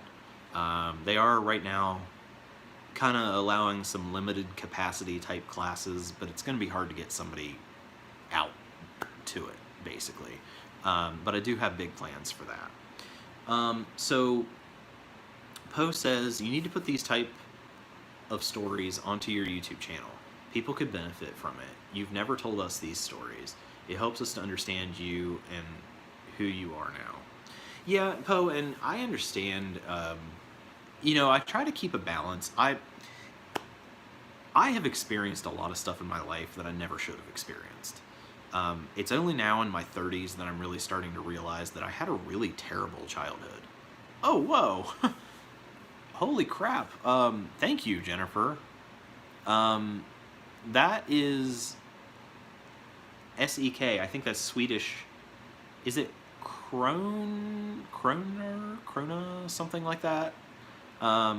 It's 200. It looks like it automatically converted that, so it looks like it's about $24.14 American. So that is very generous. Thank you. Poe, like, to basically answer your question, I have to kind of keep a balance of, like, what I do put out in the public realm and what I don't. And I don't mind being vulnerable and open, but, you know, there are things that I could really never talk about in public. And this type of thing, like, yeah, I've experienced a lot of abuse in my life. And it's not something I like to talk about, because when you talk about it, people are like, oh, you know, you just think you're such a victim. And that's not the case at all.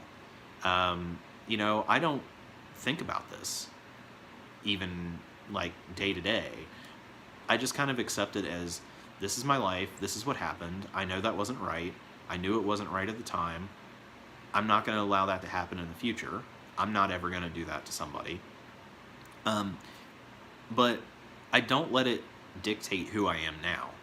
And I think that's the biggest thing, is that a lot of people who experience abuse, they sort of absorb it, and I didn't. I always knew it was wrong. I always didn't like it. And so I never absorbed it. So when I grew and I got out on my own as a person, I really started to, oh, whoa, holy crap, Jaeger bombs, $50. They threw at you abuse, over medication, predatory student loans, and unethical employers. Yeah. Laughing at fate, you build a channel in which you document, critique, and triumphantly rewrite the narrative of your life for the benefit of your viewers. Well, thanks, man. That is like really, I don't know the word. That's a lot of praise. Thank you. You know, there was a lot of abuse in my childhood. Now, all my parents, they would deny that, but you know, it is what I experienced, even if they don't believe that they did that. Over-medication was definitely a problem. That was also by my parents. That was also abuse. Yeah, I did get caught up in the predatory student loans, and it was like right at that moment in 2005 when they made them non-dischargeable. That's when I got caught up in it, because that's when they started promoting them, once they knew that you couldn't get out of it. But they didn't let you know that part. And unethical employers. And that has been my struggle for really a long time. Now, this also adds on to what Jennifer asked about earlier about, you know, jobs. Well, I'm really afraid to even go back to work anywhere. I'm really hoping that YouTube will work, because I really genuinely am afraid that, say if I, like, move to a new city, I might rapidly jump between, like, you know, 1, 2, 3 jobs until I find one that's not trying to take advantage of me. Because even at the great jobs that I've had, even the jobs that I made a huge amount of money, there were always sketchy things going on. Even this one that I had over the last summer where I made a lot of money, so I didn't complain, there were still some instances where stuff just went down that was not right. Like them, you know, telling me I had to change my hours reported because, or shave like 0.2 hours off a time card when I really had worked those hours. There's just always something like that. And so that is something that I've really struggled with. And you know, this is something that I was actually talking to one of my friends about last week, and she kind of made me realize something. She might actually be on the stream. So she knows who she is. She can comment if she wants to, but she told me she might watch.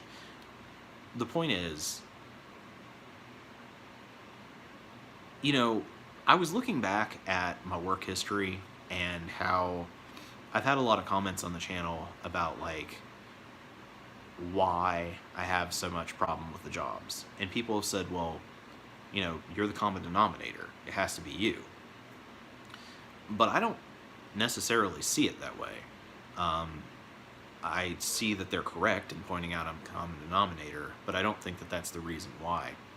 You see, I got extremely lucky because I didn't think I was going to find a job after college.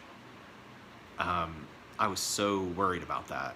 But I got an amazing job, at least to me. I thought it was amazing. I worked here, Abercrombie and Fitch. I got recruited as a manager in training. I got promoted to assistant manager. And there's a whole video on that if you guys want to watch that, about how I ended up getting fired. And then they realized that they shouldn't have fired me, but it was too late. So essentially what happened was I got this amazing opportunity right after college when I didn't think I was going to get one at all. And I was fast-tracked to be promoted to district manager. And I probably would have stayed with Abercrombie for years, just like a traditional career, you know, just worked my way up the corporate ladder. But stuff happened that shouldn't have happened, and I ended up getting fired.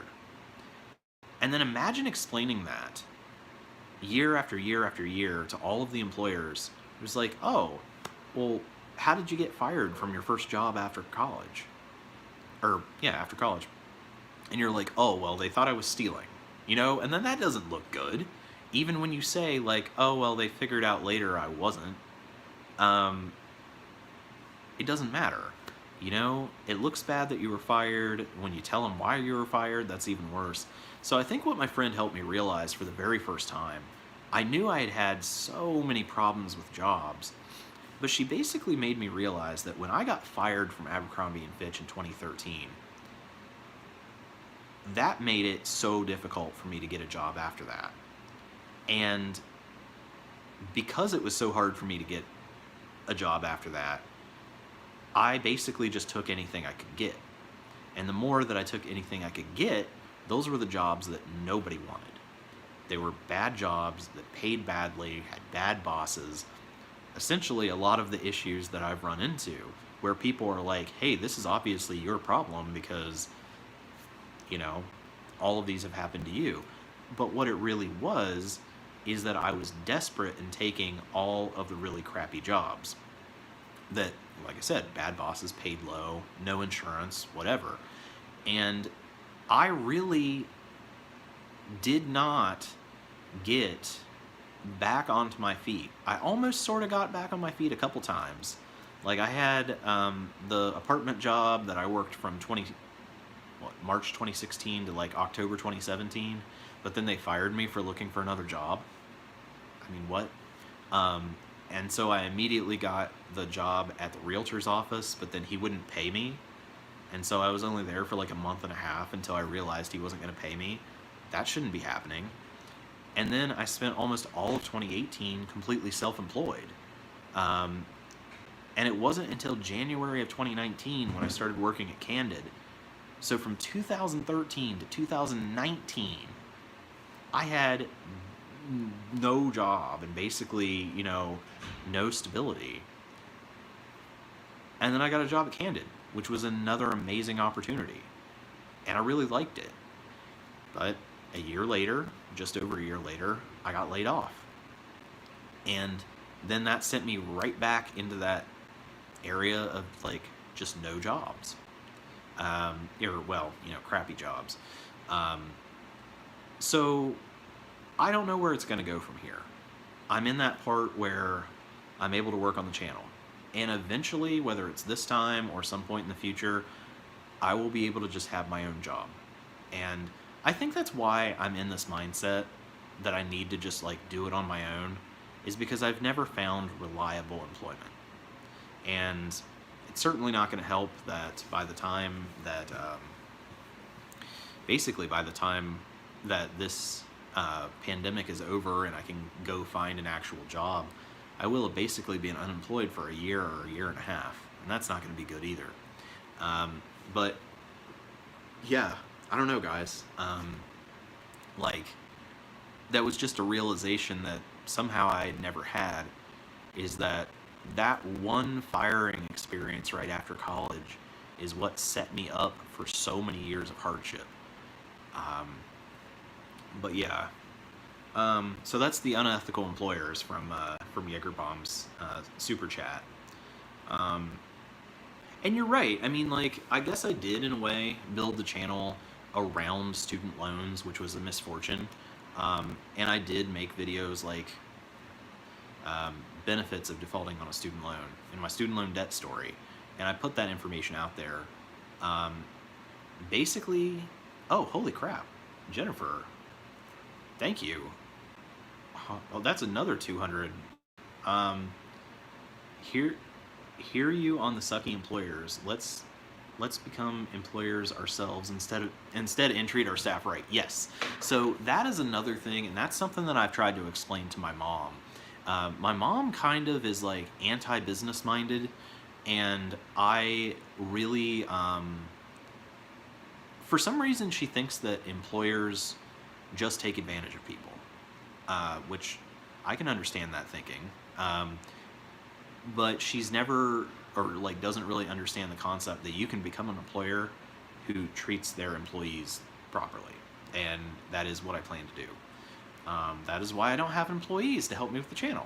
I can't even pay myself yet, but at some point I will be bringing someone on. At this point, it looks like it might be my girlfriend because she wants to help out, but I want to create an you know, whether it at this point maybe just be $15 an hour or something, but a fair wage for somebody. And also just like not be an asshole to my employees. I don't know why that's so hard to just like not do that, but I want to try to do that. So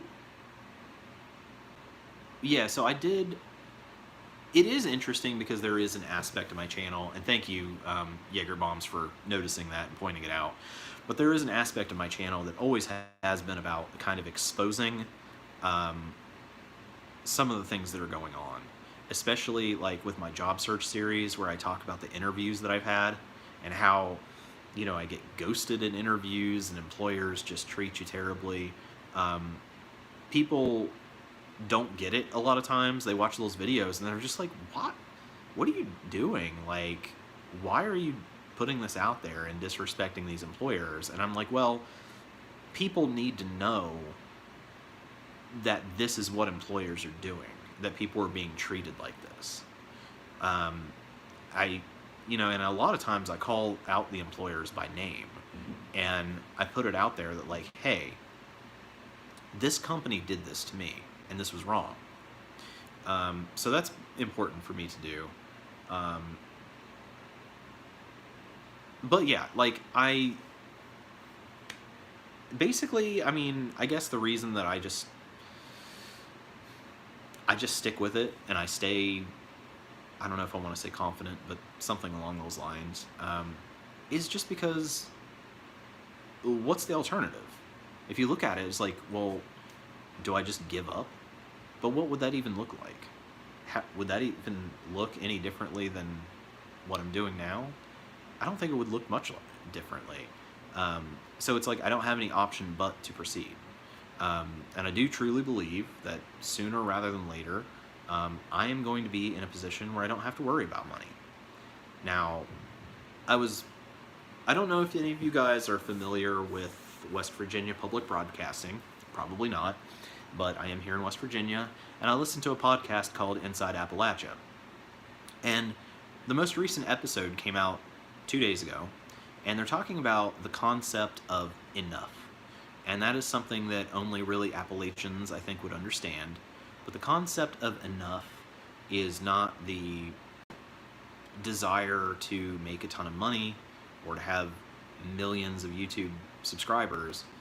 It's having enough income to be able to enjoy your life. Let's say I made $2,000 a month from YouTube. That'd be enough for me.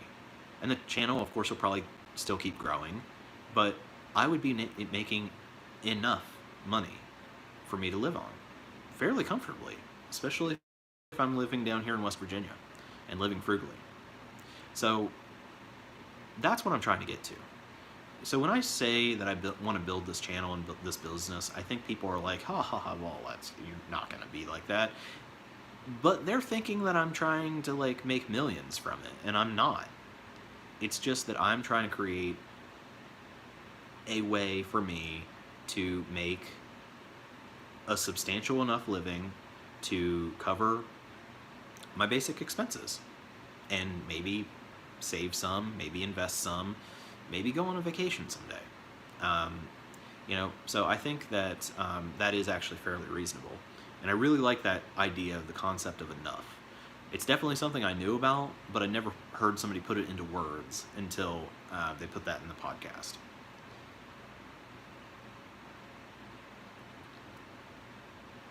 So yeah, also Jaeger bombs. I try to, in a way, be an advocate for people who are in bad situations.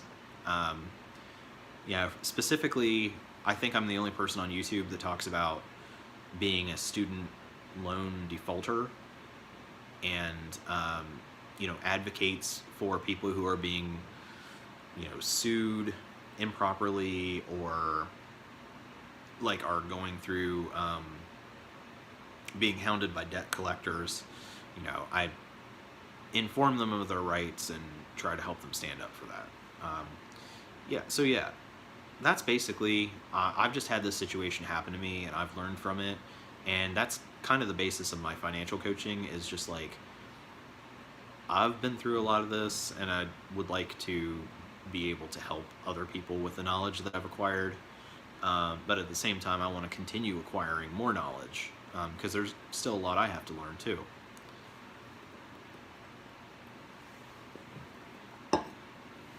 So anyway, guys, see, we've got 22 people on here, so I think that's still our peak for the day, either 22 or 23. So it looks like this is a good time. We'll have to do them around this time every time. So Jennifer, I'm interested. Your comment, you says, hear you on the sucky employers. With you being in Sweden, do you have a lot of bad employers? Or your like bad experiences? Because the US doesn't have very good labor laws, so I always just kind of thought that it was better other places than it is here, so just kind of interested in that.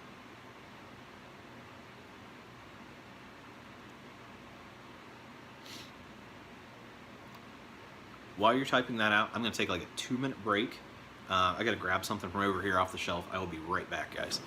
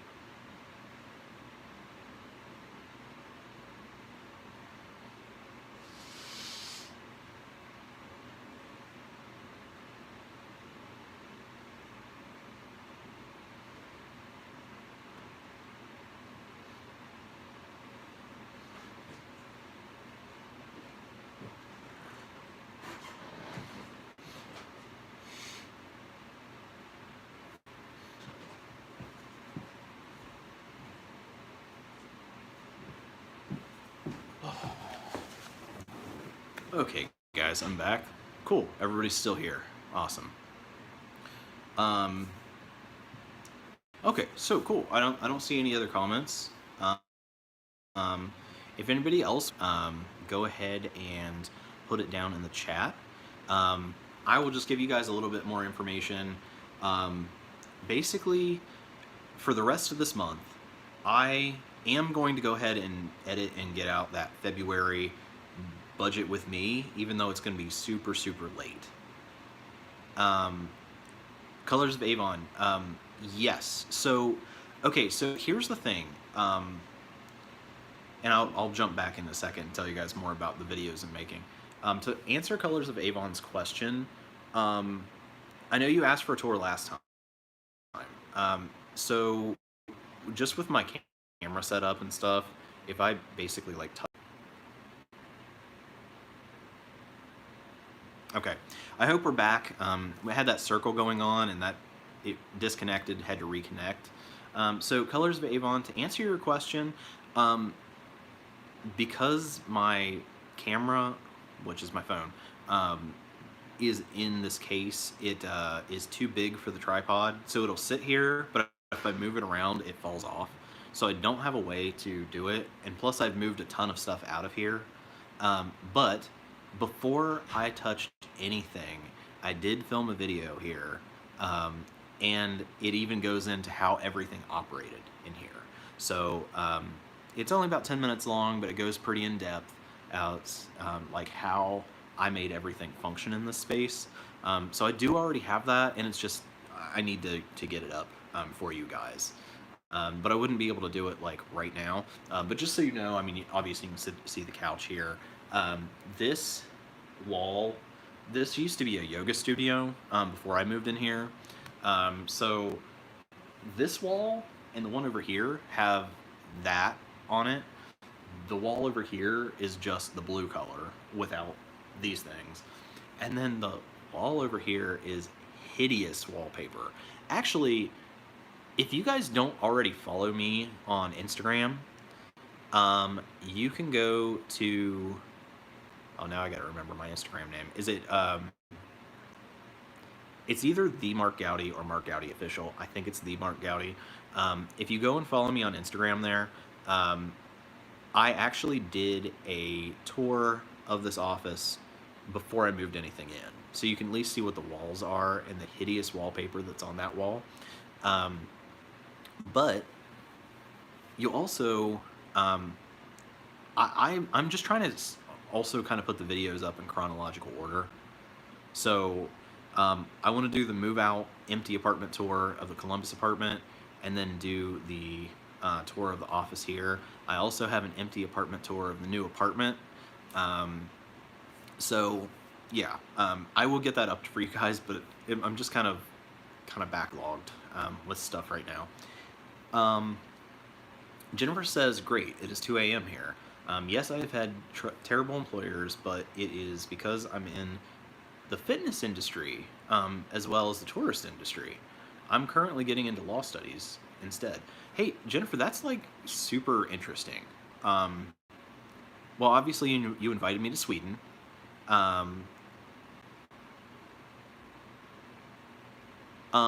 Yes, I will. And actually, if you go... Let me think about how to do this. If you go to the picture down below, I'm just at Colors of Avon asked, can you put a link in your Instagram to your Instagram in the description later? If you go to like my picture and my name right below the video, where right above where it says how many subscribers, click on that and go to my channel page, and where the banner is, I don't even have a banner graphic, but where the banner is on the right hand side, or maybe they put it down at the bottom because I think they might have changed it. On that page there is, but yes, I will try to remember after this uploads and processes to put the link to Instagram and put the put it as the pinned comment. So yeah, Jennifer. Okay, so I'm actually really interested now. You say you're in the fitness industry and the tourist industry. So you invited me to Sweden, so that makes sense for you being in the tourist industry. I would love for you to set that up for me. And I am actually really interested in the fitness industry as well. Looking at me right now, I know, I'm not super out of shape, but I'm kind of out of shape. I need to lose about 15 or 20 pounds. and I haven't lifted in years, but I am very interested in the fitness industry as well, and that is a possible direction that my life and to a certain extent this channel might go as well. If I get some other things taken care of in my life, I would really very much like to get myself in shape, maybe become a trainer, not as a full-time job, but just as a side business to make money. And I would possibly like to have that as an element of my channel. I'm always going to have the money thing and me being cheap, but I would also like to put fitness and those sort of things on there. Just thinking of the things that I'm going to be involved in the future. So once I get my life together and get that mindset where I can go back to the gym and stay there consistently and actually be able to just stick with it, I guess. And I really would actually like to talk to you more about what you do in the fitness industry. I know you said it's 2 a.m. there, so obviously it doesn't have to be today. You can always send me a message, either on Instagram, which I'll post the link to. Just send me a DM on there, or if you would like to just send me an email, just MarkGoudyOfficial@gmail.com. We can talk over there. And you are saying you're getting into law. So there have been many times in my life where I have thought about going to law school. That is obviously not something I can afford, but I do like to learn how to think like a lawyer, and I did practice as an attorney for my mom. In Ohio, a court can recognize you as an attorney even though you have not gone to law school. So I've done a lot of individual study in law and have actually acted as an attorney for my mom. I don't know if I'd ever want to be a practicing attorney, but having the knowledge of the law, that is just helpful in everyday life. Unfortunately, I don't think I'd want to actually practice as a lawyer because most of the lawyers that I know are not very nice people. And even if I'm a nice person, I don't want to deal with them in court. So that is really cool. Sierra Banks says, I'm just jumping on, but how are you feeling about student loan forgiveness? Do you think it'll happen / hoping for it? So I'm definitely hoping for it. But that said, I am kind of leaning toward it. I'm about 50-50 about whether it'll actually happen. The big reason I doubt it is because Biden is the person and the reason that we cannot discharge our loans in bankruptcy. He is actually the person that championed that change in law. So for him to have done that and then to Jennifer says, I'll keep in touch. Good night. Sounds good. Awesome. And thanks for coming in today, and thank you for the super chats. But basically, yeah, I think, let's say there was any other Democratic president who was elected, I would say there's a better chance, more than 50-50, that it would happen. But, when he has mentioned that he wants to do it, he has always said that it's a smaller amount. You've got Schumer and Pelosi and Warren, who have said $50,000. He has always said like 10,000, but he's not been consistent on that. Sometimes he's for it, sometimes he's against it. And now that he is in to the presidency, we know that it's not going to be one of the first issues that he tackles. He's already done his executive orders and everything. He is still working on the first 100 days, so it might be sort of a secondary priority. But it does at least seem like he doesn't want to do an executive order for it, and he wants it to go through Congress, which means it may well not happen because, Congress can't agree on much of anything. With that said, if it's $10,000, I'll take it. But $50,000 would get me completely out of federal student loan debt. $10,000 would essentially, it would pay off my small one that's about $2,700. And then I would still have a huge chunk of about $24,000 of that consolidation loan. Okay, and Jennifer said, so it depends on the industry. Okay. Then she was talking about the terrible employers. And how are you feeling? Okay, so Sierra, how are you feeling about student loan debt? Student loan forgiveness, do you think it will happen? I mean, I think that it needs to happen. Not just because it was predatory, but because it affected so many people, that for that aspect of it, that's why I think that it's so important. If it was just predatory, like there are other predatory things like payday loans and stuff, and I wouldn't expect the government to bail you out.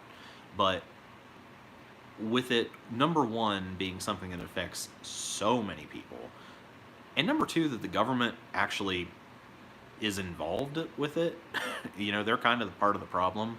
That's another reason why I feel like they should. Now, if they don't, fine, you know, I'll end up paying my stuff, but I really hope for a break. And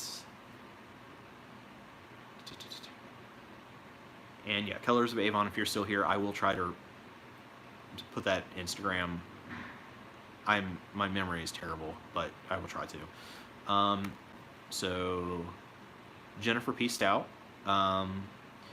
Let's see, Sierra. So yeah, I've been hearing the same and feeling the same way you are. Mine are at 59,000. So mine are kind of all over the place.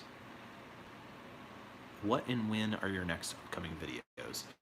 Okay, so Sierra, really quick, my loans are all over the place. I have a $42,000 loan with Navient and a $16,000 loan with Navient, and those are private. The federal loans that I have a Consolidation loan, which is set up in a really weird way that I couldn't even begin to explain. It's about $32,000, if I remember right. And then $2,700 is a small federal loan. And then that's it. Like, I'm actually pretty close to getting everything paid off. Now, I do still have 3 loans that I defaulted on, but I have literally no idea where they're at. Nobody's contacted me about them in years. Check out... Okay, so Tom Jones says, check out MicroStrategy out of Virginia. They have a lot of remote jobs that pay well. Okay. When I'm ready to look for something, I will look into that. I very much am interested in doing remote work. One, because I can take advantage of the low cost of living here, and the fact that we're one of the few places in West Virginia that has super high-speed internet. But also, I'm afraid to go back because of COVID. Like, I mean, I know it'll be over eventually, but if I had to go back to work right now, like, I very much would be putting myself in risk. And especially if I had to get some crappy part-time job, you know, say like at a grocery store again. I mean, like, I'm not going to have health care, and I'm going to be super exposed. I don't want to put myself in that position. So part of the reason that I'm staying on unemployment is because I'm trying to take care of my health, because I know I can't afford it if something goes wrong. So Jaegerbomb says, what and when are your next upcoming videos? So here's, I think I got started on this and then got sidetracked, but basically because of everything that has gone crazy this month in particular, and not that January was much better, but I did not get the February budget with me up. It is filmed. It is sitting in iMovie right now, ready to edit, but it has not been edited. I do have an obligation to one person who is a sponsor on Patreon to give them 24-hour access to it before it's posted publicly. So basically I'm going to try to get it done as soon as I possibly can. I mean, it's going to have to be within the next week because, you know, that's the end of February, and it's already super late. But I've got to get it done, check it over, make sure it's ready to view, send it to that person, wait 24 hours, then make it public. I also have some very short videos that I'm hoping to be able to put up. First of all, I got a P.O. box, and I keep wanting to make that short video for you guys just to tell you guys about that and tell you where you can send me mail. I did an empty apartment tour of my apartment in Columbus, basically after I got everything out of it and cleaned it, so you guys can see where I've been living for the last 5 years. I did an empty apartment tour of my new apartment here. I did a video of the office while I was living in it, with it set up to live in, showing how that worked before I moved anything out. And remember a few years back I talked about an asset that I bought? That is something that, now I have not filmed that video yet, to be clear, but I got the thumbnail made. But that's in the planning stages as well. I also have a big, long story time kind of video that I got to tell you guys, basically about the job that I worked over last summer, where I made, you know, all that money when I was able to pay things off. I want to make a video about why I left Columbus, why I had to leave Columbus, and basically all the stuff that's gone on with that apartment after I've moved out. I mean, the short version of the story is they are just not going to send me my deposit, so that's something that's probably going to end up having to go to court. And the well, let's see, what else have I got on the schedule? You know, some video ideas I had I might not end up making just because I'm so backlogged, but I was going to make one about, like, why I moved back to West Virginia. I wanted to maybe make one about why I left Ohio in general, or why I left Columbus. Over the next few months, I will be making more videos about, oh, obviously I got to make the one about, like, the office and the landlord situation here. I've definitely got to do that. Let me think here. Obviously that's going to keep me busy for a long time, because I'm going to be making the budget reviews and the budget with me's and the live streams along the way while I'm making all of those. I believe... Oh, and then of course I'm making the actual content videos about, like, my time working at Whole Foods, and I want to make one about my time working at Lyft, not as a driver, but as a recruiter. I want to make the one that talks about working for Uber and Lyft. Oh, hey, Tom, thank you. $5 from Tom Jones. Let's see, because I think... Oh, yeah. Oh, and Tom asked a question here, too. Let me get to that. Did you have health care while at the other job? If you did, you might be able to get Medicaid or a cheap subsidized plan. So, if by the other job you're talking about the job that I had from May to October, and I technically still work at, I'm just furloughed, I did not actually have health care with that. They originally told us that they were not going to give us health care. That was just an understanding of the job. And then probably about halfway through it, they actually said, well, actually, we found out that we have to pay you in lieu of health care.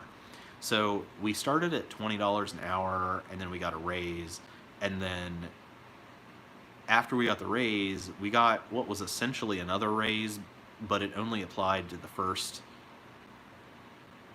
what was it? The first 40 hours of work. So it didn't count toward overtime, but it was an additional $4 and something an hour, and we were supposed to use that for any health expenses. Now, I'm in kind of a weird situation because I moved to West Virginia. I have an office in West Virginia, and I have a apartment in West Virginia, but I haven't switched anything over. When I moved to West Virginia from Ohio in 2013, I tried to do what you're supposed to do and switch your driver's license and car and everything, and West Virginia just was not having it. No matter what documentation I provided to them, they just, like, would not believe I lived here. So I've been kind of dreading doing that because of that situation, and I've just left everything registered in Ohio. And I am also right now receiving Ohio unemployment. So when you say Medicaid, um, I probably could apply for the state medical card, but I would be a little bit confused right now as to whether I would apply in Ohio or West Virginia. Um, it would be questionable if I could get it if they count my income from unemployment, but since I'm not actually getting unemployment and haven't since, I think January 15th was around my last payment date, they're just like, I'm just waiting on them to approve the new application. And then I'm just going to get like, you guys are going to see a month where I get like $8,000 or something as income. It'll be crazy. But, right now, I just haven't had any income for like a month and a half. And I think that because I'm not actually making any money, I could make the argument, like, I could apply for state benefits and get that card. And maybe I'll do that. That actually sounds like a good idea to apply. Even if I don't qualify, at least I tried. I don't know about West Virginia's, but I have found Ohio's medical card when I was on it in the past is very good. Tom says, what? Oh, sorry, I skipped Colors of Avon. I love apartment tours. Just watch your Instagram too. Thanks. Yeah, awesome. That will save me having to remember to post that in the comments because I probably would not remember to. But yeah, that little video on Instagram is the office that I'm in right now. What happened to the unemployment? So I kind of explained this a little bit in the stream before, but I was in a weird situation because I was actually laid off once in 2020 and then furloughed later on in 2020. So because of that, when I initially filed back in January 2020 for unemployment, they consider that the start of my benefit year.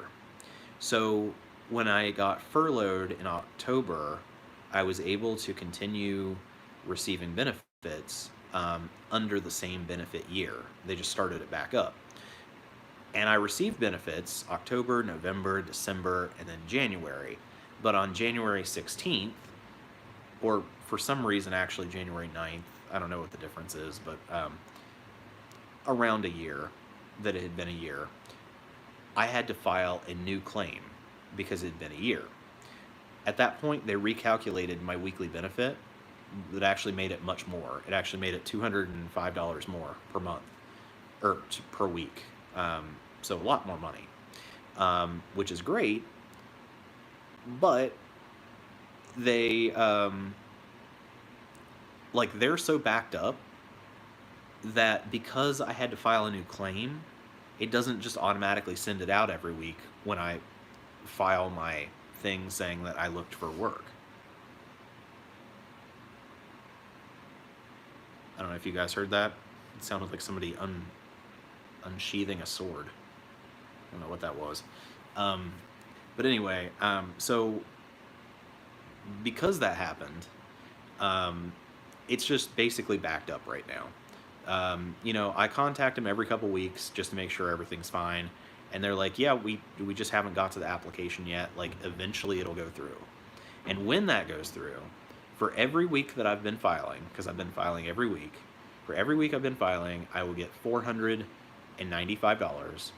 Plus, for 11 weeks, I will get an additional $300 for that federal thing. There is 1 week, and it was the week of January 16th, that I may or may not get. It's kind of questionable. It, for some reason, was like filed on the wrong claim. I might be out a week. I'm not sure. But essentially, here and there, I've had to transfer some money out of savings in order to make sure my bills are paid. But whatever I'm transferring out now, I'm keeping track of. And when I get that big lump sum, that's going to be paid back. And then the other thing is, too, I'm working on my taxes right now. I'm actually still waiting on a few documents in the mail. But I will have a very big return this year. Like somewhere around $3,000 or $4,000. So that will help me out a lot too, as far as being able to just survive Jaegerbomb says, I think you'll break through this year as you get more disciplined and systematic with releasing content. Building up to 3 videos a week. Oh, 1 for finances, 1 for employment story, 1 random/experimental. I mean, I can. I mean, yeah, you're right. It's like about numbers, and the algorithm loves frequent uploads. I would. I mean, I really respect what you're saying, like your judgment of breaking through on YouTube, because like I know, for example, like I have 2,500 subscribers right now, and like I said, I barely, if ever, make $100 a month, but I know people who have 10,000 who are able to make enough to live off of. So it's a big difference between like 2,500 and 10,000. So I'm a quarter of the way there. If I can just get to like 10,000 subscribers by the end of the year, I think I would be set, and I probably would be able to completely do this full time and not go back to a standard job at all. But the biggest issue is getting the time. And I thought that getting this office, this dedicated workspace, was going to give me the time and the ability to shoot and edit. Honestly, being in this office has been hell. Again, I will tell you guys when I make that video, but this place is weird. And in fact, instead of helping me have the time and space to make the videos, it's really hindered me. It's your creepy creepy ex-roommate coming for you. So funny story about that guy. I randomly thought about him, like, I don't know, a month or 2 ago. So I Googled him, and I was like, I wonder if he's still there. And sure enough, this guy is like 60 now, right? He was a creepy, weird old dude who lied to me about his age, said he was like 30 and a grad student. Turns out, he was like 50 something. Well, he's like 60 now, and he does live about an hour from here, so it's possible. But no, there's like this entire like expose written about him in the local paper. Apparently he did some kind of, I don't know, he's apparently still a student there somehow, and he did this like big like comedy tour. But it's kind of weird because they also talk about like how awkward he was. So, I don't know. He was weird. He was definitely weird. He also stole stuff from me. It was very weird. Like there was I don't know if I talked about it in the video, but my friend, for whatever reason, had given me this shelf that he didn't want. And it was like a decorative shelf that was still in the box. And I'd had it for a couple years, and I meant to like sell it somewhere, but just never got around to it. And it was stored in the garage that I shared with the weird guy. And one day I came home for lunch from work, because I worked just down the hill, and happened to notice it as I walked in, because it was a bright colored box. Noticed it was still there. And when I came home from work, it was gone. And so I asked my roommate about it, and he didn't have like any answer. And he was just like, oh, well, I mean, the garage door was open. He was like, somebody probably just like walked down the street and took it. We lived in this like gated community up on a hill where there's very little traffic. I have a real problem thinking that these rich people saw my like $5 Big Lots shelf and happened to just grab it out of the garage. So, yeah, I don't know if I talked about that in that video, but that kind of stuff was going on there too.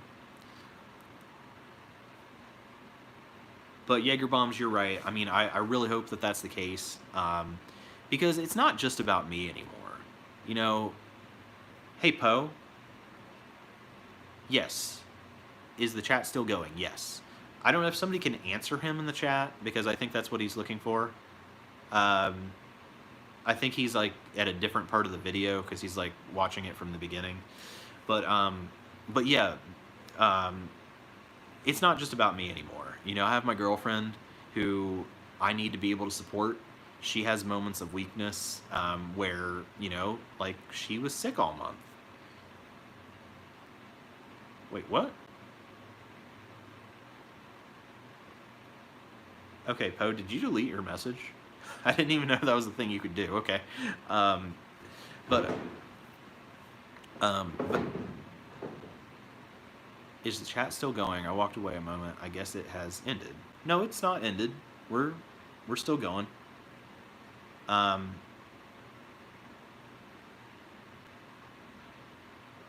we're still going. If you have a question, you know, you can go ahead and put it in the chat. But anyway, yeah, because it's not just about me. Like, my girlfriend sometimes needs help. She has some health problems, can't always work, can't always support herself. I want to not just get to the point where I can help myself, but I want to be able to help her. I mean, she's a tough, hardworking girl, and I really appreciate that about her, but it's just in that moment, if she needs it, I want to be able to provide it. So, I was waiting to see if Poe's gonna type his comment here, but I don't know if he's going to. So I think in answering somebody's question, let me see who that was. Oh, Jaegerbomb's question about upcoming videos. I think I pretty much told you guys what to expect as far as videos for like the rest of the month. Just know, because I'm moving out of this office, I will probably be super late on a lot of stuff in March too, because I will have to take a lot of time, and a lot of it being the time that I had dedicated to work, to get this stuff moved, to get my storage unit cleaned out to the point I can get the shelves in there, get the shelves set up, get these boxes and stuff moved and put in the storage unit. There's just a lot of stuff that is gonna have to go, and it's gonna take a lot of time. I'm gonna have to rent a truck, hire somebody to help me. I don't know what to do about the refrigerator right now. I think, even though I've only had it for 60 days, I think I'm gonna end up having to sell it and lose some money on it, just, you know, to get this place cleared out. But the advantage to that is it lets me out of the lease, and that's $300 a month that I don't have to pay for the next 6 months. So, overall picture of things, it'll save me money. And I don't know if Colors of Avon's still on, but when I get off here, I'm gonna check and see if she emailed me that SBA grant or loan advance or whatever it is this time. If they're offering that again for businesses, that's actually going to be really great. Honestly, with my new setup, I won't have, not that the lighting in here is amazing, but it's so much better than my old apartment. So the lighting is really good. The lighting is really good in my new apartment. So as long as it's daytime, I should be able to film really well. But I'm going to end up probably having to get lighting. Whether it's just a tripod and a ring light, or whether I'm going to do box lights, I'm not sure yet. But that's going to be a thing that happens.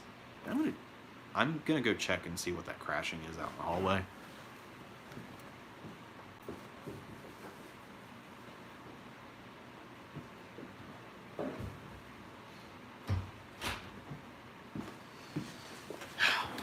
Alright, well that was not as bad as I thought. Things echo through this building. Essentially, this is an old building and has wood floors. And so, it sounded like there was somebody out in the hallway banging around, but it's actually my neighbor over in his studio working on something. So that noise has been just a huge issue in this place. So, oh, and Colors of Avon says I'm going to read through it again. Okay, that's fine. Yeah, no rush. I just had not heard about it until you said it, and I definitely want to look into it if it's a possibility, and see, you know, I didn't think I'd be eligible last time, but I got it, so hopefully it will be this time too. That would absolutely help me out a ton. And thanks to you telling me that, I told one of my friends who has a small business, and she was able to get it too. Um, oh, and just so you guys know, on top of doing YouTube, um, I'm doing a lot of little side things. I'm actually applying to be a teacher on Preply. I applied to user testing, which is where they basically record your voice going over websites, basically just to see how the public reacts to them. And there is like Rev transcription. That's also like a 1099 gig. I'm looking to do something with that too. So um, basically, if YouTube 100% is not able to keep me afloat at the end of this period where I'm getting unemployment, then hopefully I will be able to at least have a mixture of self-employment that's going to keep me ahead. You guys, I don't know if you guys know this because I haven't done this in years, but I went to music school before I switched to psychology. So um, I'm very rusty, but I do have a knowledge of music. And Preply, you get to choose the subjects that you want to teach. And I'll probably do English as a foreign language, but I'm also going to do some music, basic music theory, and we'll see if there's a demand for it, but they had music lessons on there too. So if I can start teaching some music lessons in like early trumpet, like elementary school trumpet, I could definitely do that. And I don't have to have the kid here where they're going to be loud. They're like, you know, on the computer. So should be able to do that. But anyway, guys, it looks like we've been on for about 2.5 hours, if I can count. Yeah, 2.5 hours. So let me know any last minute questions, anything you want to know about. We'll leave it open here just for a couple minutes for people to put those in there, and I'll respond to those. But if there aren't any, then we can start to wrap up.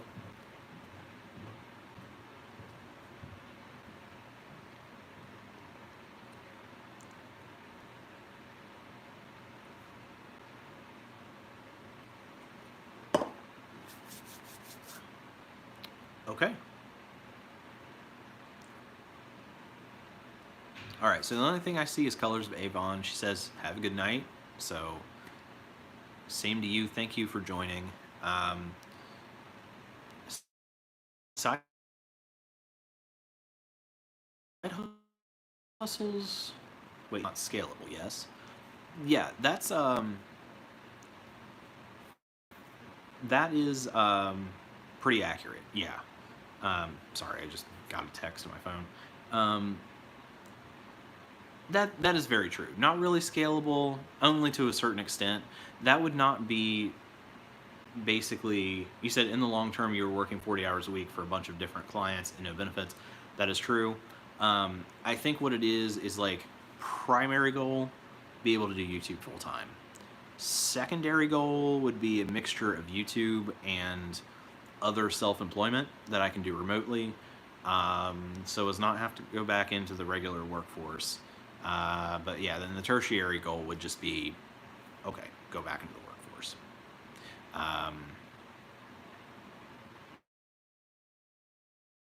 Like just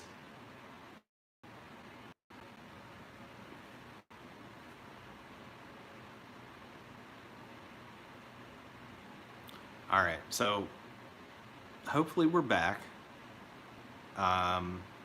Looks like we disconnected there for a little while. But yes, just to finish answer Jaegerbomb's comments, I'm not completely opposed to going back into the workforce, but for the reasons I said earlier, I prefer not to. Really trying to make this work. If it doesn't seem that this is bringing in enough income right away, I'd like to supplement it with other self-employed type remote work. And then that way I can hopefully make this last a little longer to give myself a little more runway or in time to try to get this, you know, going. But I did just have a friend text me. Looks like there's something going on with her. So I am going to try to give her a call and sort that out. hopefully I was able to answer everybody's questions.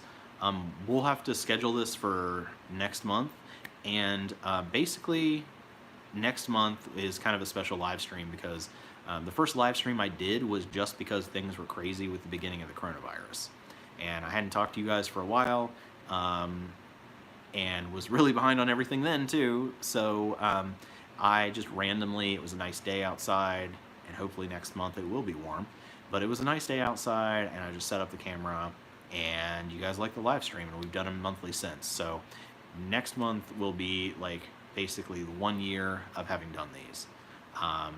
But anyway, guys, I don't see any more comments, so I'm gonna get off here and figure out what the situation is with my friend. But yes, for those of you who asked, my Instagram, I believe, is just the MarkGoudy.